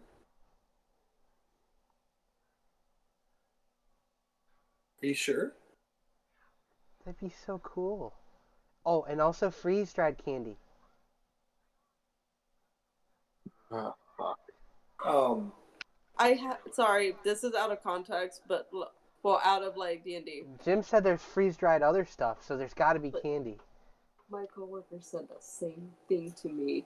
He has freeze-dried Skittles. Oh my god. And he told me, and he said, I wish I brought them today. And I'm like, you have other days that we're working, chill. Jesus.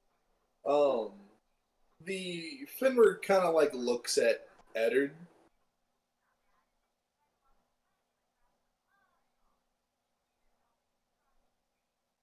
He like reaches into his back pocket and pulls out like this small little white it's like a white disc with a blue light on it. Let me make sure I got it right. The white disc with a blue light, you said? Yeah. Okay. And he hands it over to Ona. What does this do? It allows you to talk back and forth with specifically my area. So, on the second request that you had, I can teach you about things while I develop the first. To make candy? Yes, to make candy. In space? Zoe's just giving her like that side eye, like, really, child? It's gonna be so cool. Imagine if we I guess all do as it. long as you're happy.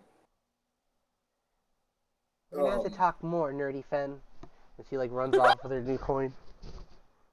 And the nerdy Fenrir looks at the muscular Fenrir.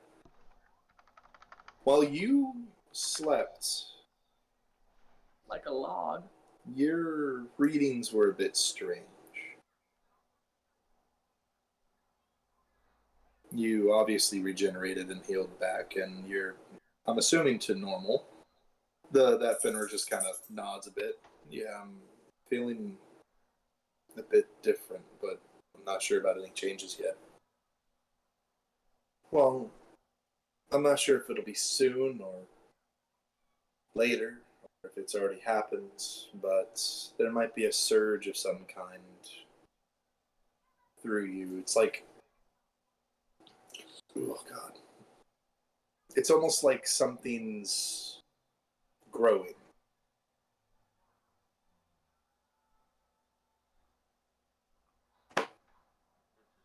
Fenrir kind of like stares at him. Huh.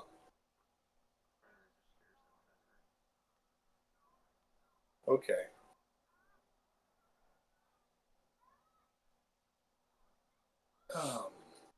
He kind of sits there a little bit, looks at Omen, looks at Jim. I guess that's all I can really show them for today. Obviously can't... No, that's perfect. I think in this case, you might have a lot more work to do, and we have more things to discuss. And anybody interested, feel free to make this your secondary option for your rings if you want to come back to space. Ona just immediately grabs her ring, and she's just like, how do I do it? How do I set it? How do I set it? The fact that Zoe's also watching her just to see how to set it too. And then Jim like puts it on her finger, and he's just like, all right, now think about the place you want to call home. Think about it nice and hard. Come on. And slowly rotate your finger along the edge of the ring's design. And she's like kind of like putting her finger on it. She kind of glows blue. Done. And then Ona suddenly disappears.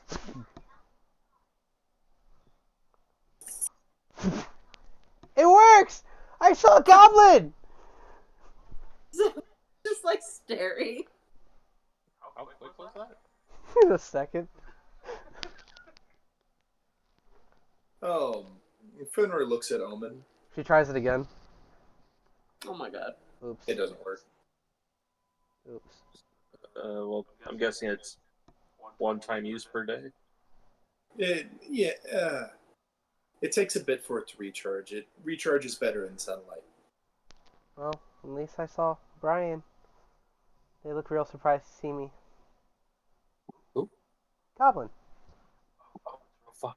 I still call him Goblin, okay? That's how I know him. She sits down with her ring and her new disc. Out of character, I actually forgot about that. The other Fenrir looks at Omen. I am going to return back and work on my personal project. And he walks out. Omen, waving him off, looks at the rest of you. All right. One other thing, everybody in Sweetwater is okay. We've sent kind of a cleanup team to help them get things in order there. Hopefully, by the time this is all done, maybe we can go there, pop a couple of bottles, have a good laugh, and then whatever happens next happens, right, guys? Any questions? Oh, jeez. So, Jim's like, oh, what? Nerdy fan? Single, dry. Can't figure out how to talk to ladies. See, Jim here. Jim's a master with the ladies. Okay, he's a master at the ladies. He just knows how to smooth talk his way across the multiverse. And they see doves, they go crazy. Okay, when they see Fenrir Nerd, they ask him, can he help them with their homework or something? I don't know. I don't know what NerdFen does on his side time, but he definitely doesn't get no bitches. I was more concerned. And then he's just like, more concerned then if he, they were able to then, go outside. then he suddenly kind of like, then there is that receptionist. Can Jim Dark Magic make a saving throw?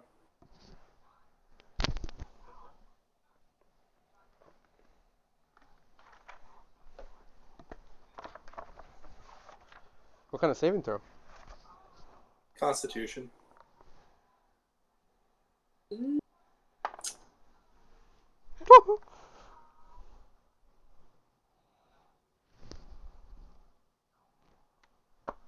He got a 3.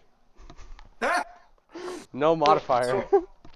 So as he's like explaining this and like doing the hand motions, he starts to get smaller. And you see Jim knows all about the world, and then all the ladies like to look at Jim, and whenever Jim does the dance, they go wild and crazy. And Fenrir, why am I tiny? Hey, what the hell? What the fuck? What did you do? This is messed up. You know what? I'm gonna have to go ahead and use one of my Jim Dark Magic specials. He pulls out a book. Just give me 1 second. As he's trying to like turn out the book. I like him more. Alright, for now I'm just gonna do this, and then he just vanishes. Hey.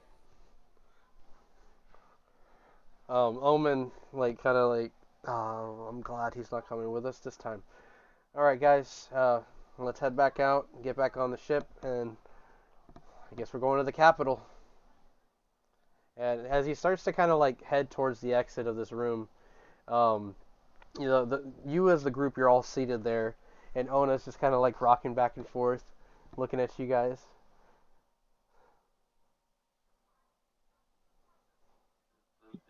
Do these chairs like spin and stuff? Mm-hmm. Kind of slowly spinning, like looking at monitors. He's always just sitting there a little sad. Are you guys okay? Are you guys okay? She's like looking around at all of you. Is it because he's smart? I mean, kind of. Does anyone else see what Yeah. it looks like? I'm sorry. You really stress me out. You always think because you're off here and you're going to go off and fight everything. So while Fen and Zoe are doing that, The Chihuahua. what are you doing? Oh, I was just looking for a window to get a good look at the world. Since how often does it do that? Yeah, Ona like joins you, and you guys are both looking up at it. My best explanation is it looks like Earth, you know. It's rotating, it's blue, but there's a lot more green patches along it. You can definitely see the continent of Tierra Promesa stretching off into the north, and it's like, you know, just beautiful, blue. And Ona's just kind of gazing at it, and she's just like, "You're so tiny. It's like we're just dust. It's beautiful." And anybody who's looking out the window right now, go ahead and make perception checks.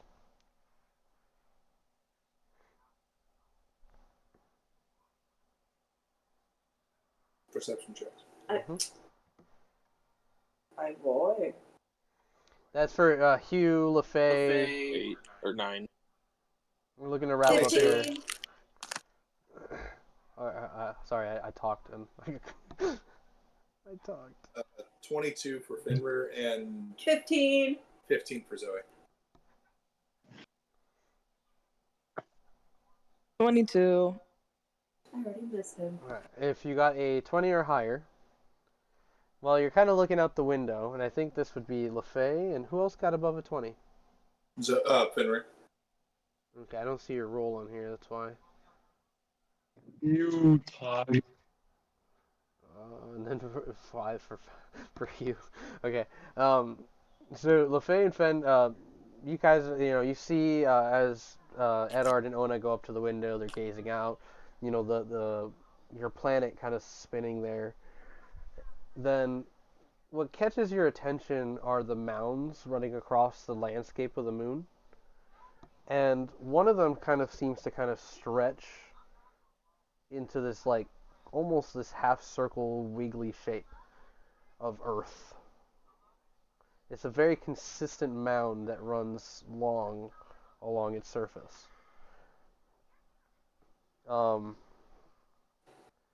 You notice that it kind of like shifts a little bit, and little bits of sand kind of roll off and then float away off the surface of this thing.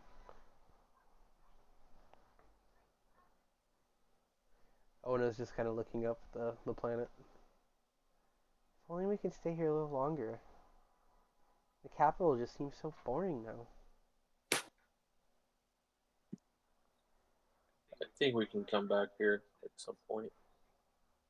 There's a rumble, like a vibration that goes through the base as something begins to start up. What you guys assume to be the engines of the battle balloon. And Ona's just like, well, I guess it's time to go. And as she kind of turns away, LeFay and Fen, you notice that the surface shifts a little bit more. Are you guys staying to see what it is? Do you warn any of the others? What do you do? Yeah, I gotta stay and stare at it. Like he kind of tilts his head a little bit. You guys are like still. Everybody else, are you sticking around? Any attention on Fen and what he's doing? Zoe's gonna be watching Fenrir. So yeah, you guys are like kind of like watching each other. Go ahead. I was just gonna say our kind of lingers there, just staring at the planet for a moment before going to follow Ona. Soon you guys hear like the echo of Omen calling out, "Hey guys, we're ready to go. I don't know what the holdup is, but we got to go now." And then the mound begins to shift and move, almost like something's rippling through the earth. And then all of a sudden it begins to lift and move like a snake rotating on the surface of the moon. And it lifts what looks like its head, and these large black bulbous eyes prop themselves open. And what you guys are looking at is a gigantic worm.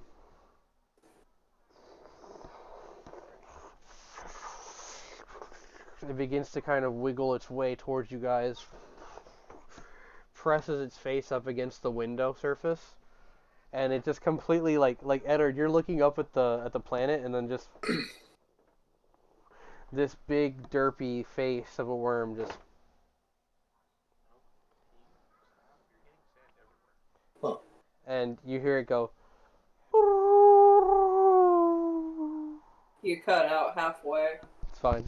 I'm making weird little made-up worm noises. Should we worry about that? Oh no, that's just some worm we found on your planet. It was growing exponentially. It, like, apparently drank a growth potion, but I don't know what it went through. It went through some crazy stuff, and it just kept growing. We had to capture it and put it over here for a little while. And LeFay. LeFay. Mm-hmm. You notice that like on like the bridge of where like its nose would kind of be, there's like a little like scratch. And it seems to be looking at you and Eddard specifically and going. If this is the worm I think it is, it didn't meet me. Oh. It was around you though. No, it was just LeFay and Johnny. Then LeFay should know.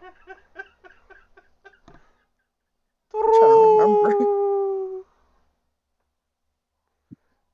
Hope, do you remember there was a worm that you and Johnny were very protective of at the start of the campaign? I was just staring at her mostly. Yeah. She's just gonna stare. Oh my gosh. Fenrir's like, thing's big. What'd you say, Zoe? Is that your friend? Yeah. It's so cute, says Ona. You should name it. It does have a name. The White Death. Don't you He dare said it name does it. have a name. I'm trying to remember what we named it. Make a history check, and then if you get above a, let's say 13, I'll let Eddard tell you the name. 17. You remember the name, right? Wasn't it like Wormy or something? You guys gave it like a real basic name. I literally just said it better not be Wormy. I just said that off the top of my head because like I can't remember what they named it either. I just remember this worm. So I think I remember what it is, but I'm waiting to hear what Hope the rolled first first. time that they sent was- this it was a worm in was to 17. try to gather information, and they Yeah. sent it down like this like tunnel system. The thing is, they flicked it in there, and it like went down the slide basically. We went down the slide, and with See, now she remembers. LaFay's like quick instincts, she basically like I think she like flipped over Wormy so that he doesn't get crushed, and she picks him up before Johnny lands on him. Kinda, yeah. Like, and then like after that, you guys set him free, and ever since then, he's been going across the world on his own adventures.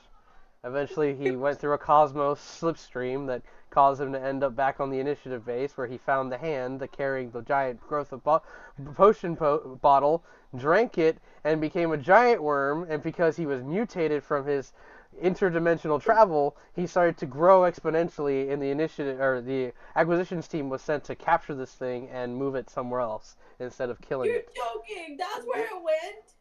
Where's the hand? We don't know. The worm. Omen basically says, yeah, that thing drank a potion or something. It's fucking huge. And then God knows how I got that big. But I just gave you my DM notes. Zoe's literally staring at the worm, just like, what the fuck? All right. She's gonna look. Then he looks at you. I did lose that potion. You don't think he did, do you? She's gonna look at the worm. So that's where you've been the entire time. Also, Did we LaFay, kill what'd it? you? It was a 17. Yeah, I think the worm's name was. Was what? I said what, Wormy? Philip? Philip? That's about right. Knowing Johnny, I think I remember it was Philip. Yeah, okay. Now it's coming to me. There it is. Kill it. Philip the worm. Can we kill the worm? This time, Finra just kind of like gets up. All right. Oh, I miss him. I'm right here. Not you. But me. All right, guys, come on, everybody to the shuttle. And Elman starts to kind of like usher you guys out, and as like the rest of the group is kind of going through, he looks at you, and he's just like, "You all right?" Could be a little better, but After this is a long vacation for all of you. You and Ona can just come hang out at the base and get away from your planet for a while. yeah, just get away from the planet. I'm just kind of looking out again, just like.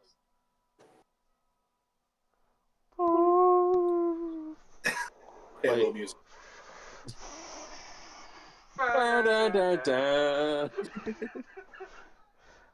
The Kegbot's all leading you guys. Welcome back aboard. Welcome back, Initiative. Welcome back. Leading you guys back on board the ship. Come on, Edward. Where's that Gary? If there's any sort of consolidation, I haven't had a vacation in years, decades. The work never stops. I haven't been home in 5 years. Oof. Oof. Maybe that's where you need to go. I forgot I was not. We'll see. Like he was just oof. Oof. And he like leads you up onto the battle balloon, and as the safety precautions, the shielding comes up, the masts begin to rise, and it kind of tilts back out of the moon base. Philip, off in the distance, watches as you guys begin to ascend and descend back towards the planet.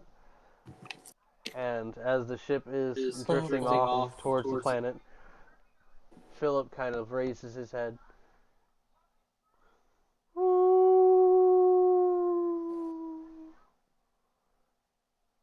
And that's where we end tonight's session. fires a beam, blows up the ship. That's for nearly squishing me, you bastard! And that is where we end tonight's session, guys. We're close to 11:30. Oh, I kind of want to take Philip now. Philip will return. Yes. Post-credit. Post-credit scene. 1 Philip will year. return. Maybe even Finrir. That's gonna be like LaFay's new pet, just a giant worm. You guys want a funny cutscene? Yeah. Sure. Yes. Something canon too. So as Philip watches the ship get smaller and smaller and just kind of disappear out of sight, Philip turns, kind of shuffles along the surface of the moon, happily, kind of moving to the darker side of the moon itself. And then when he's there, he's just kind of trying to find a place to nuzzle into, and he curls up inside of a crater and looks up, and he sees what looks like 3 stars kind of moving in his direction. And he's just kind of watching and watching. One of them seems to kind of slither and move side to side.